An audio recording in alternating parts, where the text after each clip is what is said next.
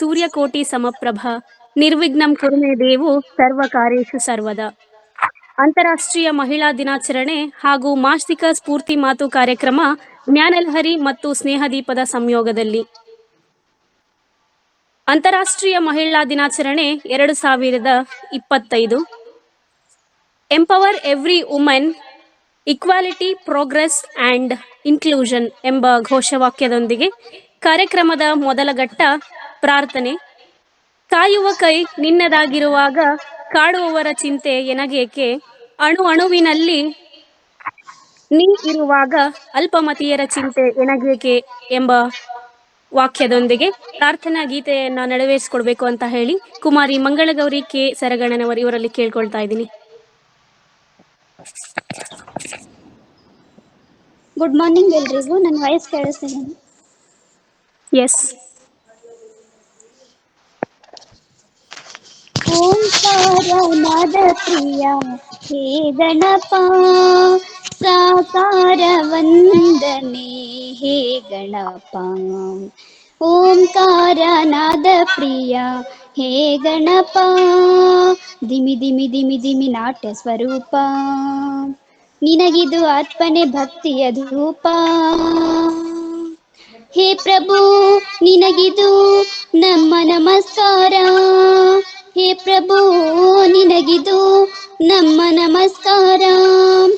ಓಂಕಾರನಾದ ಪ್ರಿಯ ಹೇ ಗಣಪ, ಸಾಕಾರ ವಂದನೆ ಹೇ ಗಣಪ.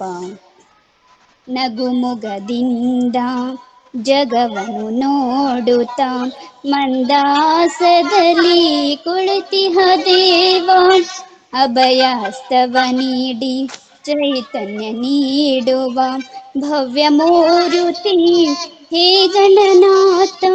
ದಿಮಿ ದಿಮಿ ದಿಮಿ ದಿಮಿ ನಾಟ್ಯ ಸ್ವರೂಪ, ನಿನಗಿದು ಅರ್ಪಣೆ ಭಕ್ತಿಯ ಧೂಪ. ಹೇ ಪ್ರಭು ನಿನಗಿದು ನಮ್ಮ ನಮಸ್ಕಾರ, ಹೇ ಪ್ರಭು ನಿಮಗಿದು ನನ್ನ ನಮಸ್ಕಾರ.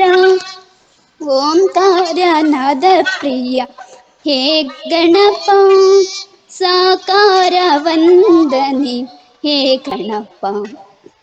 ಓಂಕಾರನಾದ ಪ್ರಿಯ ಹೇ ಗಣಪ, ಹೇ ಗಣಪ, ಹೇ ಗಣಪ. Thank you. ವಿಘ್ನ ವಿನಾಯಕ ಸಂಕಷ್ಟಹರ ಗಣೇಶನನ್ನ ಮನದಲ್ಲಿ ಸ್ಮರಿಸುತ್ತಾ ಪ್ರಾರ್ಥನಾ ಗೀತೆಯನ್ನು ನೆರವೇರಿಸಿಕೊಟ್ಟಿರ್ತಕ್ಕಂತಹ ಕುಮಾರಿ ಮಂಗಳಗೌರಿ ಕೆ ಸರಗಣ್ಣನವರು ಇವರಿಗೆ ತುಂಬು ಹೃದಯದ ಧನ್ಯವಾದಗಳು. ಕಾರ್ಯಕ್ರಮದ ಮುಂದಿನ ಘಟ್ಟ ಸ್ವಾಗತ ಕಾರ್ಯಕ್ರಮವನ್ನು ನೆರವೇರಿಸಿಕೊಡ್ಬೇಕು ಅಂತ ಹೇಳಿ ರುದ್ರಮ್ಮ ಅಕ್ಕಿಸಾಗರ್ ಇವರಲ್ಲಿ ಕೇಳ್ಕೊಳ್ತಾ ಇದ್ದೀನಿ. ಎಲ್ಲರಿಗೂ ನಮಸ್ಕಾರಗಳು. ಯತ್ರ ನಾರಿಸ್ತು ಪೂಜಂತೆ ರಮಂತೆ ತತ್ರ ದೇವತಃ. ಸ್ನೇಹದೀಪ ಹಾಗೂ ಜ್ಞಾನಲಹರಿ ಇವರು ಆಯೋಜಿಸಿದ ಸ್ಫೂರ್ತಿ ಮಾತು ಕಾರ್ಯಕ್ರಮಕ್ಕೆ ನಿಮಗೆಲ್ಲರಿಗೂ ಆತ್ಮೀಯ ಸ್ವಾಗತ. ಉಸಿರ ಹೆಸರು ಸಲಹುವ ಮಾತೃ ಸ್ವರೂಪ, ಜಗದೊಡಲ ತಾಳ್ಮೆಯ ಪ್ರತಿರೂಪ. ಉಸಿರ ಹೆಸರು ಸಲಹುವ ಮಾತೃ ಸ್ವರೂಪ, ಜಗದೊಡಲ ತಾಳ್ಮೆಯ ಪ್ರತಿರೂಪ. ಬಾಳ ಹಾದಿಗೆ ಬೆಳಕ ನೀಯೋ ನಂದ ದೀಪ, ನೋವಿನಲ್ಲೂ ನಗುವ ಮೀಟುವ ಭಾವದಾಲಾಪವೇ ನೀನು. ಬಾಳ ಹಾದಿಗೆ ಬೆಳಕ ನೀಯೋ ನಂದ ದೀಪ, ನೋವಿನಲ್ಲೂ ನಗುವ ಮೀಟುವ ಭಾವದಾಲಾಪವೇ ಹೆಣ್ಣು. ಈ ಸಾಲುಗಳಿಗೆ ಉದಾಹರಣೆ ಎಂಬಂತೆ ಇಂದಿನ ಕಾರ್ಯಕ್ರಮಕ್ಕೆ ಮುಖ್ಯ ಅತಿಥಿಗಳಾಗಿ ಆಗಮಿಸಿರುವ ಡಾಕ್ಟರ್ ಶ್ರೀಮತಿ ಶಾಂತಾ ಪಾಟೀಲ್ ಮೇಡಮ್ ಇವರು ಕಳೆದ 36 ವರ್ಷಗಳಿಂದ ಜಗಳೂರು ಮಹಾವಿಶ್ವವಿದ್ಯಾನಿಲಯದಲ್ಲಿ ಇಂಗ್ಲಿಷ್ ಪ್ರಾಧ್ಯಾಪಕರಾಗಿ ಕಾರ್ಯನಿರ್ವಹಿಸಿದ್ದಾರೆ. ಇವರು ಹಲವಾರು ಪುಸ್ತಕಗಳನ್ನು ಬರೆದಿದ್ದಾರೆ. ಇಂತಹ ಮಹಾನ್ ವ್ಯಕ್ತಿಗಳು ನಮ್ಮ ಕಾರ್ಯಕ್ರಮಕ್ಕೆ ಆಗಮಿಸಿರುವುದು ನಮ್ಮೆಲ್ಲರ ಸೌಭಾಗ್ಯ. ಇವರನ್ನು ಸ್ನೇಹದೀಪ ಹಾಗೂ ಜ್ಞಾನಲಹರಿ ಪರವಾಗಿ, ಎಲ್ಲ ಗುರು ವೃಂದದವರ ಪರವಾಗಿ ಹಾಗೂ ಎಲ್ಲ ಸ್ನೇಹಿತರ ಪರವಾಗಿ ಹಾಗೂ ನನ್ನ ವೈಯಕ್ತಿಕವಾಗಿ ತುಂಬ ಹೃದಯದಿಂದ ಸ್ವಾಗತ ಕೋರುತ್ತಿದ್ದೇನೆ. ಅದೇ ರೀತಿ ಈ ಕಾರ್ಯಕ್ರಮದ ಅಧ್ಯಕ್ಷತೆ ಸ್ಥಾನವನ್ನು ವಹಿಸಿಕೊಂಡಿರುವ ದೀಕ್ಷಾ ಮೇಡಮ್ ಇವರು ಸ್ನೇಹದೀಪ ಅಂಧ ಅಂಗವಿಕಲರ ಸಂಸ್ಥೆಯಲ್ಲಿ ಕಂಪ್ಯೂಟರ್ ಇನ್ಸ್ಟ್ರಕ್ಟರ್ ಆಗಿ ಕಾರ್ಯವನ್ನು ನಿರ್ವಹಿಸುತ್ತಿದ್ದಾರೆ. ಇವರನ್ನೂ ಕೂಡ ಜ್ಞಾನಲಹರಿ ಪರವಾಗಿ ಹಾಗೂ ಎಲ್ಲ ಗುರುವೃಂದದವರ ಪರವಾಗಿ ಹಾಗೂ ಎಲ್ಲ ನನ್ನ ಸ್ನೇಹಿತರ ಪರವಾಗಿ ನನ್ನ ವೈಯಕ್ತಿಕವಾಗಿ ತುಂಬ ಹೃದಯದಿಂದ ಸ್ವಾಗತಿಸುತ್ತಿದ್ದೇನೆ. ಈ ಕಾರ್ಯಕ್ರಮದಲ್ಲಿ ಪ್ರಾಸ್ತಾವಿಕ ಆಡಲಿರುವ ನಮ್ಮ ಶಿಕ್ಷಕರಾದ ಪ್ರೀತಿ ಮೇಡಮ್ ಇವರು ನಮಗೆ ಮಾನಸಿಕ ಸಾಮರ್ಥ್ಯ ಹಾಗೂ ವಿಜ್ಞಾನ ವಿಷಯಗಳನ್ನು ಬೋಧಿಸುತ್ತಿದ್ದಾರೆ. ಇವರನ್ನೂ ಕೂಡ ಸ್ನೇಹದೀಪ ಹಾಗೂ ಜ್ಞಾನಲಹರಿ ಪರವಾಗಿ ಎಲ್ಲ ಗುರುವೃಂದದವರ ಪರವಾಗಿ ಹಾಗೂ ಎಲ್ಲ ನನ್ನ ಸ್ನೇಹಿತರ ಪರವಾಗಿ ನನ್ನ ವೈಯಕ್ತಿಕವಾಗಿ ತುಂಬ ಹೃದಯದ ಸ್ವಾಗತವನ್ನು ಕೋರುತ್ತಿದ್ದೇನೆ. ಇದೇ ರೀತಿ ಇನ್ನೋರ್ವ ನಮ್ಮ ಗುರುಗಳಾದ ಅಚ್ಯುತ್ ಸರ್ ಇವರು ನಮಗೆ ಮಾನಸಿಕ ಸಾಮರ್ಥ್ಯ ಹಾಗೂ ಇತಿಹಾಸ ಮತ್ತು ಅರ್ಥಶಾಸ್ತ್ರವನ್ನು ಬೋಧಿಸುತ್ತಾರೆ. ಇವರನ್ನೂ ಕೂಡ ಸ್ನೇಹದೀಪ ಜ್ಞಾನಲಹರಿ ಪರವಾಗಿ ಹಾಗೂ ಎಲ್ಲ ಶಿಕ್ಷಕರ ಪರವಾಗಿ ಹಾಗೂ ನನ್ನ ಸ್ನೇಹಿತರ ಪರವಾಗಿ ನನ್ನ ವೈಯಕ್ತಿಕವಾಗಿ ತುಂಬ ಹೃದಯದಿಂದ ಸ್ವಾಗತಿಸುತ್ತಿದ್ದೇನೆ. ಎಲ್ಲ ನನ್ನ ಸಹೋದರರನ್ನು ಕೂಡ ಈ ಕಾರ್ಯಕ್ರಮಕ್ಕೆ ಆತ್ಮೀಯವಾಗಿ ಸ್ವಾಗತಿಸುತ್ತಾ, ಈ ಕಾರ್ಯಕ್ರಮದ ಪ್ರಮುಖ ಕೇಂದ್ರ ಬಿಂದುವಾದ ತಮ್ಮೆಲ್ಲರನ್ನು ಮತ್ತೊಮ್ಮೆ ಪ್ರೀತಿಯಿಂದ ಸ್ವಾಗತಿಸುತ್ತಾ, ನನಗೆ ಸ್ವಾಗತಿಸಲು ಅವಕಾಶ ಮಾಡಿಕೊಟ್ಟ ಎಲ್ಲರಿಗೂ ವಂದಿಸುತ್ತಾ ನನ್ನ ಸ್ವಾಗತವನ್ನು ಮುಗಿಸುತ್ತಿದ್ದೇನೆ. ಜೈ ಹಿಂದ್, ಜೈ ಭಾರತ ಮಾತೆ. ಹೆಣ್ಣು ಎಂದರೆ ಶಕ್ತಿ, ಹೆಣ್ಣು ಎಂದರೆ ತಾಯಿ, ಹೆಣ್ಣು ಎಂದರೆ ಭಾಷೆ, ಹೆಣ್ಣು ಎಂದರೆ ಹರಿಯುವ ನದಿ ಹಾಗೂ ಸಂಸ್ಕೃತಿಯ ಸಂಕೇತ. ಹೀಗೆ ಪ್ರತಿಯೊಂದು ಕ್ಷೇತ್ರದಲ್ಲಿ ತಮ್ಮನ್ನು ತಾವು ತೊಡಗಿಸಿರ್ತಕ್ಕಂತಹ ಮಹಿಳೆಯರನ್ನ ಹಾಗೂ ಕಾರ್ಯಕ್ರಮದ ಅತಿಥಿ ಮಹೋದಯರನ್ನ ಸ್ವಾಗತಿಸಿರ್ತಕ್ಕಂತಹ ರುದ್ರಮ್ಮ ಅಕ್ಕಿಸಾಗರ್ ಇವರಿಗೆ ತುಂಬು ಹೃದಯದ ಧನ್ಯವಾದಗಳು. ಹಾಗೆ ನಿಮಗೂ ಕೂಡ ಕಾರ್ಯಕ್ರಮಕ್ಕೆ ಆತ್ಮೀಯವಾದ ಸ್ವಾಗತ. ಮುಂದಿನ ಕಾರ್ಯಕ್ರಮ ಪ್ರಾಸ್ತಾವಿಕ ನುಡಿ ಪ್ರೀತಿ ಕಾರೋಡ್ಗಿ ಮಠ್ ಮೇಡಮ್ ಇವರಿಂದ.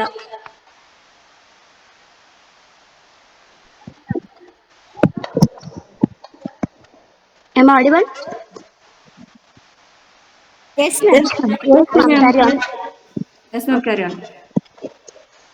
ಮೊದಲನೆಯದಾಗಿ ಎಲ್ಲ ಮಹಿಳೆಯರಿಗೂ ಅಂತಾರಾಷ್ಟ್ರೀಯ ಮಹಿಳಾ ದಿನಾಚರಣೆಯ ಶುಭಾಶಯಗಳು. ಈ ಕಾರ್ಯಕ್ರಮದ ಅಧ್ಯಕ್ಷತೆ ಸ್ಥಾನವನ್ನು ವಹಿಸಿದಂತಹ ದೀಕ್ಷಾ ಮೇಡಮ್ ಅವರೇ ಹಾಗೂ ವಿಶೇಷ ಅತಿಥಿಯಾಗಿ ಆಗಮಿಸಿರುವಂತಹ ಡಾಕ್ಟರ್ ಶಾಂತಾ ಪಾಟೀಲ್ ಅವರೇ ಮತ್ತು ಈ ಒಂದು ತರಬೇತಿಯ ರಾಯಭಾರಿ ಆಗಿರುವಂತಹ ನೆಚ್ಚಿನ ಗುರುಗಳಾದ ಅಚ್ಯುತ್ ಸರ್ ಅವರೇ ಹಾಗೂ ನನ್ನೆಲ್ಲ ಪ್ರೀತಿಯ ವಿದ್ಯಾರ್ಥಿಗಳೇ, ಎಲ್ಲರಿಗೂ ಮಧ್ಯಾಹ್ನದ ಶುಭಾಶಯಗಳನ್ನು ಕೂಡ ತಿಳಿಸ್ತಾ, ಸ್ಪರ್ಧಾತ್ಮಕ ಪರೀಕ್ಷೆಗೆ ತಯಾರಿ ನಡೆಸುತ್ತಿರುವಂತಹ ಸ್ಪರ್ಧಾರ್ಥಿಗಳಿಗೆ ಉಚಿತವಾಗಿ ತರಬೇತಿಯನ್ನ ಕೊಡಬೇಕೆನ್ನುವಂತಹ ಸ್ನೇಹದೀಪ ಅವರ ನಿಲುವಾಗಿತ್ತು. ಅದರಂತೆ ಅವರು ಏಪ್ರಿಲ್ 2024ರಿಂದ ತರಬೇತಿಯನ್ನ ಕೊಡಲಾರಂಭಿಸಿದ್ರು. ಹೀಗೆ ಅದು ಮುಂದುವರಿತಾ ಬಂತು.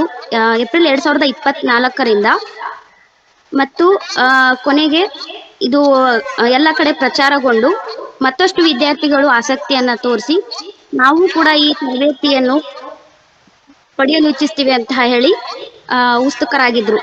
ಸೊ ಅದರ ಬೆನ್ನಲ್ಲಿಯೇ ಅಕ್ಟೋಬರ್ ಅಲ್ಲಿ ಸೆಕೆಂಡ್ ಬ್ಯಾಚ್ ಕೂಡ ಆರಂಭವಾಯಿತು. ಮೊದಲನೇದು ಸ್ನೇಹದೀಪ ಬ್ಯಾಚ್ ಆಗಿದ್ರೆ ಎರಡನೇದು ಜ್ಞಾನಲಹರಿ. ಸೊ ಈಗ ಒಟ್ಟಾರೆ ಈಗ ನಮ್ಮ ಈ ಒಂದು ತರಬೇತಿಯಲ್ಲಿ 40 ವಿದ್ಯಾರ್ಥಿಗಳು ತರಬೇತಿಯನ್ನು ಪಡೆದುಕೊಳ್ತಿದ್ದಾರೆ ಮತ್ತು ನಮ್ಮ ಸಿಬ್ಬಂದಿ ವರ್ಗ ಕೂಡ ಅಷ್ಟೇ ಉತ್ತಮ ಗುಣಮಟ್ಟದ ತರಬೇತಿಯನ್ನೇ ನೀಡುವಲ್ಲಿ ನಾವು ಕೂಡ ಪ್ರಯತ್ನ ಮಾಡ್ತಿದ್ದೇವೆ. ನಾನು ವಿಜ್ಞಾನ ಮತ್ತು ಮಾನಸಿಕ ಸಾಮರ್ಥ್ಯ ತರಗತಿಗಳನ್ನು ತೆಗೆದುಕೊಳ್ತಾ ಇದ್ದೀನಿ. ಸೊ ನಿಮಗೆಲ್ಲ ಗೊತ್ತಿರುವ ಹಾಗೆ ಅಚ್ಯುತ್ ಸರ್ ಅವರು ಮಾನಸಿಕ ಸಾಮರ್ಥ್ಯ, ಇತಿಹಾಸ ಮತ್ತು ಅರ್ಥಶಾಸ್ತ್ರವನ್ನು ವಿಷಯಗಳನ್ನು ಬೋಧಿಸ್ತಿದ್ದಾರೆ. ಪಟವರ್ಧನ್ ಸರ್ ಆಂಗ್ಲ ಭಾಷೆಯನ್ನು ಹಾಗೂ ವೀರೇಂದ್ರ ಸರ್ ಕನ್ನಡ ಭಾಷೆಯನ್ನು ಮತ್ತು ಪಂಚಾಕ್ಷರಿ ಸರ್ ಭಾರತ ಸಂವಿಧಾನ ವಿಷಯವನ್ನು ಹಾಗೂ ಸಿದ್ಧಾರೂಢ್ ಸರ್ ಕೂಡ ಇತಿಹಾಸವನ್ನ ಬೋಧಿಸ್ತಿದ್ದಾರೆ.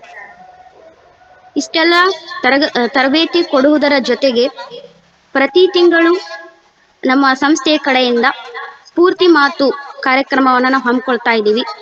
ತರಬೇತಿ ಕೊಡುವುದು ಅಷ್ಟೇ ಅಲ್ಲದೆ ನಮ್ಮ ವಿದ್ಯಾರ್ಥಿಗಳು ತಮ್ಮನ್ನು ತಾವು ಬೇರೆಯವರಿಂದ ಸ್ಫೂರ್ತಿಯನ್ನ ಪಡೆದುಕೊಂಡು, ಅಂದ್ರೆ ಬೇರೆ ಬೇರೆ ರಂಗದಲ್ಲಿ ಸಾಧನೆ ಮಾಡಿದಂತಹ ಗಣ್ಯ ವ್ಯಕ್ತಿಗಳನ್ನ ಕರೆಸಿ ಅವರಿಂದ ಸ್ಫೂರ್ತಿ ಮಾತುಗಳನ್ನ ಆಡಿಸಿ ಸ್ಫೂರ್ತಿ ತುಂಬುವಂತ ಕೆಲಸವನ್ನ ಪ್ರತಿ ತಿಂಗಳು ಮಾಡಲಾಗ್ತಾ ಇದೆ. ಮತ್ತೆ ಪ್ರತಿ ಕಾರ್ಯಕ್ರಮದಲ್ಲಿಯೂ ಕೂಡ ಆಯಾ ವಿದ್ಯಾರ್ಥಿಗಳೇ ಕಾರ್ಯಕ್ರಮವನ್ನ ಆಯೋಜಿಸಿ ಎಲ್ಲ ಸ್ವಾಗತ ಭಾಷಣ ಆಗಿರಬಹುದು, ನಿರೂಪಣೆ ಆಗಿರಬಹುದು, ವಂದನಾರ್ಪಣೆ ಆಗಿರಬಹುದು, ಎಲ್ಲವನ್ನ ವಿದ್ಯಾರ್ಥಿಗಳಿಂದಲೇ ಮಾಡಿಸಲಾಗ್ತಾ ಇದೆ. ಇದಕ್ಕೆ ಕಾರಣ ಏನು ಅಂತಂದ್ರೆ, ಕೆಲವರಿಗೆ ಸ್ಟೇಜ್ ಕರೇಜ್ ತುಂಬಾ ಕಡಿಮೆ ಇರುತ್ತೆ, ಮಾತಾಡೋದಕ್ಕೆ ಭಯ ಆಗ್ತಾ ಇರುತ್ತೆ. ವೇದಿಕೆಯ ಕೈಯಲ್ಲಿ ಮೈಕ್ ಹಿಡಿದ್ರೆ ಸಾಕು ಕೈಯೆಲ್ಲ ನಡಗೋಕ್ ಶುರು ಆಗ್ತಾ ಇರುತ್ತೆ. ಇವನ್ ನನಗೂ ಕೂಡ. ಈ ರೀತಿಯ ಭಯವನ್ನ ಹೋಗ್ಲಾಡಿಸೋ ಕಾರಣಕ್ಕೋಸ್ಕರನೇ ಈ ರೀತಿಯ ಒಂದು ಪ್ರಯತ್ನವನ್ನ ಸ್ನೇಹದೀಪ ಮತ್ತು ಜ್ಞಾನಲಹರಿ ವಿದ್ಯಾರ್ಥಿಗಳಿಗೆ ಮಾಡಲಾಗ್ತಾ ಇದೆ. ಈ ಒಂದು ತರಬೇತಿಯು ಹೀಗೆ ಮುಂದುವರಿಲಿ, ಇನ್ನೂ ದೊಡ್ಡ ಮಟ್ಟಕ್ಕೆ ಬೆಳಿಲಿ ಅಂತ ನಾನು ಆಶಿಸ್ತೀನಿ. ಇವತ್ತಿನ ಮುಖ್ಯ ಕಾರಣ ನಾವು ನೀವು ಇಲ್ಲೇ ಸೇರಿರೋದು ವಿಶ್ವ ಮಹಿಳಾ ದಿನಾಚರಣೆ ಅಂಗವಾಗಿ. ಮಹಿಳಾ ದಿನಾಚರಣೆ ಯಾಕೆ ಆಗ್ತಾ ಇದೆ ಈಗ, ಯಾವ ಕಾರಣಕ್ಕೆ ಮಹಿಳಾ ದಿನಾಚರಣೆಯನ್ನ ನಾವು ಸೆಲೆಬ್ರೇಟ್ ಮಾಡಬೇಕು ಅನ್ನುವಂತಹ ವಿಷಯವನ್ನ ನೀವಾಗಲೇ ಸ್ಪರ್ಧಾರ್ಥಿಗಳು ತಿಳ್ಕೊಂಡಿರ್ತೀರಿ. ಒಂದಿಷ್ಟು ಸಾಲುಗಳನ್ನ ನಾನಿಲ್ಲಿ ಮೊದಲು ಹೇಳುವುದರ ಮೂಲಕ ಇವತ್ತಿನ ಮಹಿಳಾ ದಿನಾಚರಣೆ ಬಗ್ಗೆ ನಾನು ಮಾತಾಡ್ತೀನಿ. ಬೆಟ್ಟದಷ್ಟು ನೋವುಂಡು ಹೆತ್ತು ಹೊತ್ತವಳು ಅಮ್ಮ, ಬೆಟ್ಟದಷ್ಟು ನೋವು ಉಂಡು ಹೆತ್ತು ಹೊತ್ತವಳು ಹೆಣ್ಣು, ಕಂದಮ್ಮನಿಗೆ ಆರೈಕೆ ಮಾಡಿ ಬೋಧಿಸುವ ಶಿಕ್ಷಕಿ ಹೆಣ್ಣು, ಮಮತೆ ಕರುಣೆ ಹಿತನುಡಿಗಳ ಸಂಪತ್ತು ಹೆಣ್ಣು, ರಾಗ ತಾಳ ವಯ್ಯಾರದ ಗಮ್ಮತ್ತು ಹೆಣ್ಣು, ಸರಿತಪ್ಪುಗಳ ತಿದ್ದಿ ಸರಿಪಡಿಸೋ ನ್ಯಾಯವಾದಿ ಹೆಣ್ಣು, ಕನಸುಗಳ ಕಟ್ಟಿ ಭವಿಷ್ಯವ ರೂಪಿಸೋ ಆಶಾವಾದಿ ಹೆಣ್ಣು, ಕತ್ತಲೆ ತುಂಬಿದ ಬಾಳಿನಲ್ಲಿ ದಾರಿ ದೀಪವಾದವಳು ಹೆಣ್ಣು, ನೋವುಂಡ ಹೃದಯಕ್ಕೆ ಮದ್ದು ಕೊಟ್ಟವಳು ಹೆಣ್ಣು, ನಿಷ್ಕಲ್ಮಶ ಸ್ನೇಹ ಪ್ರೀತಿಗಳ ಸಾಗರ ಹೆಣ್ಣು, ಸೃಷ್ಟಿಯ ನೀತಿ ಮೌಲ್ಯಗಳ ಆಗರ ಹೆಣ್ಣು. ಎಲ್ಲಾ ರಂಗದಲ್ಲಿಯೂ ಇವತ್ತು ಮಹಿಳೆ ಕಾಣಿಸ್ಕೊಂತಿದ್ದಾಳೆ, ತನ್ನನ್ನ ತಾನ ತೊಡಗಿಸ್ಕೊಂತಿದ್ದಾಳೆ. ಮನೆಯ ಅಂಗಳಕ್ಕೆ ಬರದ ಗರತಿ ಇಂದು ಜಗತ್ತನ್ನೇ ಆಳುವ ಒಡತಿ ಆಗಿದ್ದಾಳೆ ಅಂದ್ರೆ ತಪ್ಪಾಗ್ಲಾರ್ದು. ಅಡಿಗೆ ಮನೆಗೆ ಮಾತ್ರ ಸೀಮಿತವಾಗಿದ್ದ ಹೆಣ್ಣು ಇವತ್ತು ಪ್ರತಿ ರಂಗದಲ್ಲೂ ತನ್ನ ಛಾಪನ್ನ ಮೂಡಿಸ್ತಾ ಇದ್ದಾಳೆ. ತೊಟ್ಟಿಲನ್ನು ತೂಗುತ್ತಿದ್ದ ಕೈ ಈಗ ಗಗನಯಾನ ಬಾಹ್ಯಾಕಾಶಕ್ಕೆ ಹೋಗುವಷ್ಟರ ಮಟ್ಟಿಗೆ ಮಹಿಳೆ ಇವತ್ತು ಬೆಳೆದಿದ್ದಾಳೆ. ಒಂದು ಗಾದೆ ಮಾತಿದೆ ಅಲ್ಲ, ಆಡು ಮುಟ್ಟದ ಸೊಪ್ಪಿಲ್ಲ, ಅದೇ ರೀತಿ ಮಹಿಳೆ ಕಾಲಿಡದ ಕ್ಷೇತ್ರವೇ ಇಲ್ಲ ಎನ್ನುವಂತಾಗಿದೆ. ಈಗ GS ಶಿವರುದ್ರಪ್ಪನವರ ಒಂದು ಸಾಲು ನೆನಪಾಗ್ತಿದೆ ಈ ಸಮಯದಲ್ಲಿ. ಹೆಣ್ಣು ಎಂದರೆ ಬರೀ ಹೆಣ್ಣಲ್ಲ, ಆಕಾಶ ನೀಲಿಯಲ್ಲಿ ಚಂದ್ರ ತಾರೆ ತೊಟ್ಟಿಲಲ್ಲಿ ಬೆಳಕನ್ನಿಟ್ಟು ತೂಗಿದಾಕೆ, ನಿನಗೆ ಬೇರೆ ಹೆಸರು ಬೇಕೆ, ಸ್ತ್ರೀ ಅಂದರೆ ಅಷ್ಟೇ ಸಾಕೆ. ನೋಡ್ರಿ ಎಂಥ ಸಾಲುಗಳು. ಇದು ಮಹಿಳೆಯ ಹಿರಿಮೆಯನ್ನ, ಅವಳ ಮೇರು ವ್ಯಕ್ತಿತ್ವವನ್ನ ತೋರಿಸುವಂತಹದ್ದು. ಕಾರ್ಯದಲ್ಲಿ ದಾಸಿಯಾಗಿ, ಸೃಷ್ಟಿಸುವಲ್ಲಿ ಮಂತ್ರಿಯಾಗಿ, ರೂಪದಲ್ಲಿ ಲಕ್ಷ್ಮಿಯಾಗಿ, ಸಹನೆಯಲ್ಲಿ ಭೂಮಿಯಾಗಿ, ಎಲ್ಲಾ ರೀತಿಯಲ್ಲೂ ಕೂಡ ಗಂಡನ ಸಕಲ ಇಷ್ಟಾರ್ಥಗಳನ್ನು ಈಡೇರಿಸುವ ಸಂಗಾತಿಯಾಗಿ ಮಹಿಳೆ ಇವತ್ತು ಒಬ್ಬ ಗಂಡಿನ ಬಾಳಲ್ಲಿ ತಾಯಿಯಾಗಿ, ಹೆಂಡತಿಯಾಗಿ, ಗೆಳತಿಯಾಗಿ ವಿವಿಧ ಪಾತ್ರಗಳನ್ನು ನಿಭಾಯಿಸ್ತಾ ಬರ್ತಾ ಇದ್ದಾಳೆ. ಈ ಒಂದು ಗೀತೆಯನ್ನ ಕೇಳಿರ್ಬೋದು. ಹೆಣ್ಣಾಗಿ ಹುಟ್ಟೋಕ್ಕಿಂತ ಮಣ್ಣಾಗಿ ಹುಟ್ಟಿದರೆ, ಮಣ್ಣಿನ ಮ್ಯಾಲೊಂದು ಮರವಾಗಿ ಬೆಳೆದರೆ ನೆರಳಾಗಿ, ಪುಣ್ಯವಂತರಿಗೆ ನೆರಳಾಗಿ ಎನ್ನುವಂತ ಗೀತೆ. ಏನಿದ್ರ ಅರ್ಥ? ನಾನು ಇದನ್ನ ಏನ್ ಅರ್ಥ ಮಾಡ್ಕೊಂಡಿದ್ದೀನಿ ಅಂತ ಅನ್ನೋದಾದ್ರೆ, ಯಾಕೆ ಮಣ್ಣಾಗಿ ಹುಟ್ಟಬೇಕಾಗಿತ್ತು ಅನ್ನಿಸ್ತು ಹೆಣ್ಣಿಗೆ ಅಂತ ಅನ್ನೋದಾದ್ರೆ, ಈಗ ಮಣ್ಣಲ್ಲಿ ನಾವೊಂದು ಬೀಜವನ್ನ ಬಿತ್ತಿದ್ರೆ ಅದು ಬೆಳೆದು ದೊಡ್ಡ ಮರವಾಗುತ್ತೆ. ಮರವಾದ್ಮೇಲೆ ಮರದ ಕೆಲಸ ಏನು? ನಾವು ವಿಜ್ಞಾನ ಅಂತ ತಗೊಂಡಾಗ ಅಲ್ಲಿ ಮರ ಏನ್ ಮಾಡುತ್ತೆ, ಎಲ್ಲರಿಗೂ ನೆರಳನ್ನ ಕೊಡುತ್ತೆ. ಮತ್ತೆ ಅದ್ರ ಜೊತೆಗೆ ವಾತಾವರಣದಲ್ಲಿರುವಂತಹ ಕಾರ್ಬನ್ ಡೈಆಕ್ಸೈಡ್ ಅನ್ನ ತಾನು ಸ್ವೀಕರಿಸಿ ನಮಗ ಪ್ರಾಣವಾಯುವನ್ನ, ಆಮ್ಲಜನಕವನ್ನ ಒದಗಿಸುತ್ತೆ. ಮರದಿಂದ ನಮಗೆ ಉತ್ಪನ್ನನೂ ಇದೆ, ಉಪ ಉತ್ಪನ್ನವೂ ಇದೆ, ಹೌದು. ಆದ್ರೆ ಆ ಮರವನ್ನ ಹಿಡಿದಿಟ್ಟಿರುವಂತಹ ಸಾಮರ್ಥ್ಯ ಇರೋದು ಯಾರಲ್ಲಿದೆ? ಆ ಮಣ್ಣಲ್ಲಿದೆ. ಮಣ್ಣು ಇರದಿದ್ರೆ ಯಾವ ಹಣ್ಣು ಇಲ್ಲ, ಏನೂ ಇಲ್ಲ. ಸೊ ಅಂದ್ರೆ ಈ ಮರದ ಮೂಲ ಯಾವುದು? ಮಣ್ಣು. ಅದೇ ರೀತಿ ಯಾ ದೇವಿ ಸರ್ವಭೂತೇಶು ಶಕ್ತಿ ರೂಪೇಣ ಸಮಸ್ಥಿತ, ಅಂದ್ರೆ ಈ ಸೃಷ್ಟಿಯ ಮೂಲವು ಹೆಣ್ಣು, ಈ ಸೃಷ್ಟಿಯ ಮೂಲ ಕೂಡ ಹೆಣ್ಣಾಗಿದ್ದಾಳೆ ಅಂತ ಹೇಳಿ ಇದರ ತಾತ್ಪರ್ಯ. ಈಗ ಮುಂಚೆ ಎಲ್ಲ ಈ ಇತಿಹಾಸದಲ್ಲಿ ನಾವು ನೋಡಿದಾಗ ಮಹಿಳೆಯರು ಅಂದ್ರೆ ಈಗ ರಾಣಿ ಚೆನ್ನಮ್ಮ ಆಗಿರ್ಬೋದು, ಅಬ್ಬಕ್ಕ ದೇವಿ ಆಗಿರ್ಬೋದು, ಕೆಳದಿ ಚೆನ್ನಮ್ಮ ಆಗಿರ್ಬೋದು, ಇವರೆಲ್ಲರೂ ರಾಣಿಯರು. ಸೊ ಅವರಿಗಿರುವ ಸಂಪತ್ತಿಗೆ ಅವರು ತಾವು ಏನು ವಸ್ತ್ರ ವೈಡೂರ್ಯಗಳನ್ನು ಧರಿಸಿ ಅರಮನೆಯಲ್ಲಿ ಆರಾಮಾಗಿ ಇರಬಹುದಿತ್ತು. ಆದರೆ ದೇಶ ಪ್ರೇಮ, ದೇಶದ ಸ್ವಾತಂತ್ರ್ಯಕ್ಕಾಗಿ ಅವರು ಕೈ ಕಟ್ಟಿ ಕೂರಲಿಲ್ಲ. ಬಂಗಾರದ ಖಡ್ಗವನ್ನ ಧರಿಸಬೇಕಾದ ಅವರು ಯುದ್ಧ ಭೂಮಿಗೆ ಖಡ್ಗವನ್ನ ಹಿಡಿದು ನಿಂತರು, ವೀರ ಮಹಿಳೆಯರಾದ್ರು. ಸೊ ಇದು ಒಂದು ಮಹಿಳೆಗಿರುವಂತ ದಿಟ್ಟತನ. ಮಹಿಳೆ ಮನಸ್ಸು ಮಾಡಿದ್ರೆ ಏನ್ ಬೇಕಾದ್ರೂ ಸಾಧಿಸಬಲ್ಲರು. ಅದೇ ಇತಿಹಾಸದಲ್ಲಿ ಪ್ರಸಿದ್ಧ ದೊರೆ, ಮೊಘಲ ಸಾಮ್ರಾಜ್ಯ ಬಗ್ಗೆ ಎಲ್ಲರಿಗೂ ಗೊತ್ತಿರೋ ವಿಷಯ. ಪ್ರಸಿದ್ಧ ದೊರೆ, ತನ್ನ ಹೆಂಡತಿಗಾಗಿ ತಾಜ್ ಮಹಲ್ ಅನ್ನು ಕಟ್ಟಿಸಿದಂತ ದೊರೆ ಶಹಜಹಾನ್. ಯಾರಿಗೆ ತಾನೇ ಗೊತ್ತಿರಲ್ಲ.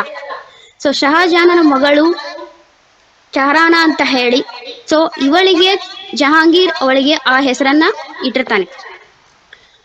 ಅದರ ಅರ್ಥ ವಿಶ್ವ ಸುಂದರಿ ಅಂತ ಹೇಳಿ. ಸೊ ಅವಳ ಸೌಂದರ್ಯ ಅಷ್ಟು ಅಪ್ರತಿಮವಾಗಿ ಇತ್ತು. ಆದ್ರೆ ಅವಳ ಸೌಂದರ್ಯವೇ ಅವಳ ಬದುಕಿಗೆ ಅದೇನಾಯ್ತು, ಮುಳುವಾಗಿ ಹೋಯ್ತು. ಯಾಕಂತಂದ್ರೆ ಅಪ್ಪನ ಕ್ರೌರ್ಯತನ ಮತ್ತು ನೀಚತನಕ್ಕೆ ಅವಳ ಬದುಕು ಬಲಿಯಾಯ್ತು. ಅವಳ ಕೂಗು ಆಗ್ಲಿ, ಆಕ್ರಂದನ ಆಗ್ಲಿ ಆ ಅರಮನೆಯ ಗೋಡೆಯನ್ನು ಅಪ್ಪಳಿಸಿತೆ ಹೊರತು ಗೋಡೆ ದಾಟಿ ಹೊರಗೆ ಬರಲಿಲ್ಲ. ಸೊ ಅಂದ್ರೆ ಮಹಿಳೆಗೆ ಸ್ವತಂತ್ರ ಅನ್ನೋದು ಮೊದಲಿಂದನೂ ಇಲ್ವೇ ಇಲ್ಲ. ಅವಳು ತಾನೇ ಹೊರಗೆ ಬರಬೇಕಾಗುತ್ತೆ, ಎಲ್ಲವನ್ನ ದೂಡಿ. ಕೆಲವು ಸಾಮ್ರಾಜ್ಯದಲ್ಲಿ ಅದಕ್ಕೆ ಅವಕಾಶ ಇತ್ತು, ಇನ್ನು ಕೆಲವು ಸಾಮ್ರಾಜ್ಯಗಳಲ್ಲಿ ಅದು ಅವಕಾಶ ಇರಲಿಲ್ಲ. ಈಗ ಮನೆ ನಡೆಸೋದು ಒಂದು ಸರ್ಕಾರ ನಡೆಸದಂಗೆ ಅಂತ ಹೇಳ್ತಾರ. ಅದೆಂಗೆ ಮನೆ ನಡೆಸೋದು ಸರ್ಕಾರ ನಡೆಸೋದು ಒಂದೇ ಹೆಂಗಾಗತ್ತೆ ಅಂತ ನಾವು ವಿಚಾರ ಮಾಡಿದಾಗ, ಒಬ್ಬ ತಾಯಿ ಮನೆಯಲ್ಲಿ ಅಡಿಗೆ ಮನೆಗೆ ಹೋಗಿ ಅಡಿಗೆ ಮಾಡ್ತಾಳೆ, ನಮ್ಗೆ ಅನ್ನ ಬೇಸ್ ಹಾಕ್ತಾಳೆ, ಹೌದಾ? ಸೊ ಬೇಸ್ ಹಾಕ್ತಿದ್ದಾಳೆ ಅಂತಂದ್ರೆ ಆಹಾರ ಖಾತೆ ಸಚಿವೆ ಆಗಿರ್ತಾಳೆ ಅವಳು. ಆಹಾರ ಖಾತೆ ಸಚಿವೆ ಆಗಿರ್ತಾಳೆ ಅಂದ್ರೆ ನಮಗೆ ಆಹಾರನ ತಯಾರಿಸಿ ಕೊಡ್ತಾಳೆ ಅಂದ್ರೆ ಆಹಾರ ಖಾತೆ ಸಚಿವಳಾಗಿರ್ತಾಳೆ. ಅದೇ ಮನೆಯಲ್ಲಿ ಮನೆ ನಿರ್ವಹಣೆಗೆ ಅಂತ ಕೊಟ್ಟ ದುಡ್ಡನ್ನ, ಬಜೆಟ್ ಅನ್ನ ಉಳಿಸ್ಕೊಂಡು ಅವಳು ಹಣಕಾಸು ಸಚಿವೆ ಆಗಿರ್ತಾಳೆ. ಮತ್ತೆ ಈಗ ಬೇರೆ ಬೇರೆ ಕಾರ್ಯಕ್ರಮಕ್ಕೆ ಹೋಗೋದಕ್ಕೆ ಮೂಯಿ ಮಾಡೋದು ಅಂತ ಹೇಳ್ತಾರೆ. ಸೊ ಈ ಮೂಯಿ ಮಾಡೋದಕ್ಕೂ ಕೂಡ ಅವಳೇನ್ ಮಾಡ್ತಾಳೆ, ಅಲ್ಲಿಯೂ ಕೂಡ ಮ್ಯಾನೇಜ್ ಮಾಡ್ತಾ ಸಮಾಜ ಕಲ್ಯಾಣ ಇಲಾಖೆ ಸಚಿವೆ ಆಗ್ತಾಳೆ. ಮಕ್ಕಳಿಗೆ ಪಾಠ ಹೇಳ್ಕೊಡೋದಾಗಿರ್ಬೋದು, ಗೀತೆಗಳನ್ನ ಹೇಳ್ಕೊಡೋದಾಗಿರ್ಬೋದು, ಕತೆಗಳನ್ನ ಹೇಳೋದಾಗಿರ್ಬೋದು, ಈ ರೀತಿ ಎಲ್ಲಾ ಮನೋರಂಜನೆಗಳನ್ನ ಮಕ್ಕಳಿಗೆ ಹೇಳ್ಕೊಡ್ತಾ ಕನ್ನಡ ಮತ್ತು ಸಂಸ್ಕೃತಿ ಇಲಾಖೆ ಸಚಿವೆ ಕೂಡ ಆಗ್ತಾಳೆ. ಮನೆಯಲ್ಲಿ ಯಾರಿಗಾದರೂ ಆರೋಗ್ಯ ತಪ್ಪಿದ್ರೆ ಅವರನ್ನ ಆರೈಕೆ ಮಾಡುವಲ್ಲಿ ಆರೋಗ್ಯ ಮತ್ತು ಕುಟುಂಬ ಕಲ್ಯಾಣ ಇಲಾಖೆಯ ಸಚಿವೆ ಕೂಡ ಆಗ್ತಾಳೆ. ಈ ಎಲ್ಲ ಅಂದ್ರೆ ಮನೆಯಲ್ಲಿರುವ ಹೆಣ್ಣು ಎಲ್ಲಾ ಖಾತೆಗಳನ್ನು ನಿಭಾಯಿಸುವಂತ ಶಕ್ತಿ ಅವಳಲ್ಲಿದೆ. ಸೊ ನಮ್ಮಲ್ಲಿ ಒಬ್ಬ ಸಚಿವರು ಒಂದು ಖಾತೆಯನ್ನ ಅಥವಾ ಎರಡು ಖಾತೆಯನ್ನ ನಿಭಾಯಿಸಿದ್ರೆ ಮನೆಯಲ್ಲಿರುವಂತ ಗರತಿ ಎಲ್ಲಾ ಖಾತೆಗಳನ್ನು ಒಬ್ಬಳೇ ನಿಭಾಯಿಸ್ತಾಳೆ. ಅಂದ್ರೆ ಇದ್ರ ಅರ್ಥ ಒಂದು ಮನೆ ನಡೆಸೋದು ಅಂದ್ರೆ ಸರ್ಕಾರ ನಡೆಸ್ದಂಗೆನೆ ಅರ್ಥ. ಸೊ ಮಹಿಳೆ ಎಲ್ಲಾ ಕ್ಷೇತ್ರದಲ್ಲಿ ಇವಾಗ ತನ್ನನ್ನು ತಾನ ಗುರುತಿಸ್ಕೊಂತಿದ್ದಾಳೆ. ಸಾಮಾನ್ಯ ಮಹಿಳೆಯರು ಅಷ್ಟೇ ಮತ್ತು ಅಂಧ ಮಹಿಳೆಯರು ಅಷ್ಟೇ, ಯಾವುದರಲ್ಲೂ ಕಡಿಮೆ ಇಲ್ಲ. ನನಗೆ ಈ ಮಹಿಳಾ ದಿನಾಚರಣೆ ಅಂತಂದ್ರೆ ಮೊದಲೇನು ಅಷ್ಟೊಂದು ವಿಶೇಷ ಇರಲಿಲ್ಲ. ನಾವು ಯಾವಾಗ್ಲೂ ಕೂಡ ಮಹಿಳಾ ದಿನಾಚರಣೆ ಆಚರಿಸಲೇ ಇರಲಿಲ್ಲ ಕಾಲೇಜ್ ಡೇಸ್ ಅಲ್ಲೆಲ್ಲ. ನನಗೆ ವಿಶೇಷ ಆಗಿದ್ದು ಈಗ 2 ವರ್ಷದಿಂದ. ಯಾಕಂದ್ರೆ ನಮ್ಮ ಅಂಧ ನೌಕರ ಸಹಕಾರಿ ಸಂಘದಲ್ಲಿ ಇದೇ ಕಳೆದ 2 ವರ್ಷದ ಹಿಂದೆ ಮಾರ್ಚ್ 8, 2023 ನನ್ನ ಒಂದು ಸಂದರ್ಶನದ ಆಡಿಯೋವನ್ನ ನಮ್ಮ ಸಂಘದ ಯೂಟ್ಯೂಬ್ ಚಾನೆಲ್ ಅಲ್ಲಿ ಪ್ರಸಾರ ಮಾಡಿದ್ರು. ಸೊ ಆ ಒಂದು ಗಳಿಗೆ ನಂಗೆ ತುಂಬಾ ನೆನಪಾಗುತ್ತೆ. ಯಾಕಂದ್ರೆ ಅದಾದ್ಮೇಲೆ ನಂಗೆ ತುಂಬಾ ಜನ ಗುರುತಿಸಿದ್ರು, ತುಂಬಾ ಜನರ ನನ್ನ ಪರಿಚಯವಾಯಿತು, ಒಳ್ಳೆಯ ಸ್ನೇಹಿತರ ಪರಿಚಯ ನನಗಾಯ್ತು, including Achyut sir also. So ಈ ರೀತಿ ಒಳ್ಳೆಯ ಬೆಳವಣಿಗೆ ಆಯ್ತು ಅಂತಾನೆ ಹೇಳ್ಬೋದು. ಇನ್ನು ಮಹಿಳೆಯರ ಬಗ್ಗೆ ಹೇಳ್ತಾ ಹೋದ್ರೆ ಹಂಗೆ ಹೇಳ್ತಾನೆ ಹೋಗ್ಬೇಕು ಅನ್ಸುತ್ತೆ. ಅವರ ಸಾಧನೆಗಳಿಗೆ ಮಿತಿನೇ ಇಲ್ಲ ಇತ್ತೀಚೆಗೆ. ಸೊ ಇಷ್ಟೆಲ್ಲ ಸಾಧನೆ ಮಾಡಿದ್ರು ಮಹಿಳೆಯರಿಗೆ ರಕ್ಷಣೆ ಇಲ್ಲ. ಸೊ ಯಾಕೆ ರಕ್ಷಣೆ ಇಲ್ಲ? ಮಹಿಳೆ ಒಬ್ಬಂಟಿಯಾಗಿ ಹೋಗೋದೇ ಕಷ್ಟ ಆಗ್ಬಿಟ್ಟೈತಿ ಈಗ, ಎಲ್ಲೂ ಹೋಗಕ್ಕೆ ಅವಳಿಗೆ ಆಗೋದೇ ಇಲ್ಲ.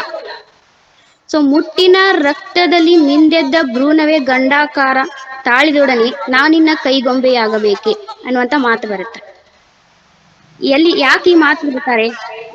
ಯಾಕಂದ್ರೆ ಈಗ ಒಂದು ಮಗುವಿನ ಹುಟ್ಟಿಗೆ ಅಪ್ಪ ಅಮ್ಮ ಕಾರಣರಾಗಿರ್ತಾರೆ. It's a biological process. Yes, ಆದ್ರೆ ಈಗ ಅಪ್ಪ ಅಮ್ಮನಿಂದ ಹೆರಿಡಿಟರಿ ಕ್ಯಾರೆಕ್ಟರ್ಸ್ ಟ್ರಾನ್ಸ್ಫರ್ ಆಗುತ್ತೆ, ಅದು ಸೈನ್ಸ್. ಅದೇ ರೀತಿ ಈಗ ಒಬ್ಬ ಹೆಣ್ಣಿನಿಂದ ಅಂದ್ರೆ ತಾಯಿಯಿಂದ ಎನರ್ಜಿ ಪ್ಯಾಕ್ ಅನ್ನೋದು ಬರೋದು ಯಾರಿಂದ ಅಂದ್ರೆ ತಾಯಿಯಿಂದ, ತಂದೆಯಿಂದ ಬರುವುದಲ್ಲ, ತಾಯಿಯಿಂದ ಬರುತ್ತೆ. ಸೊ ಅದರಿಂದ there is a science behind that.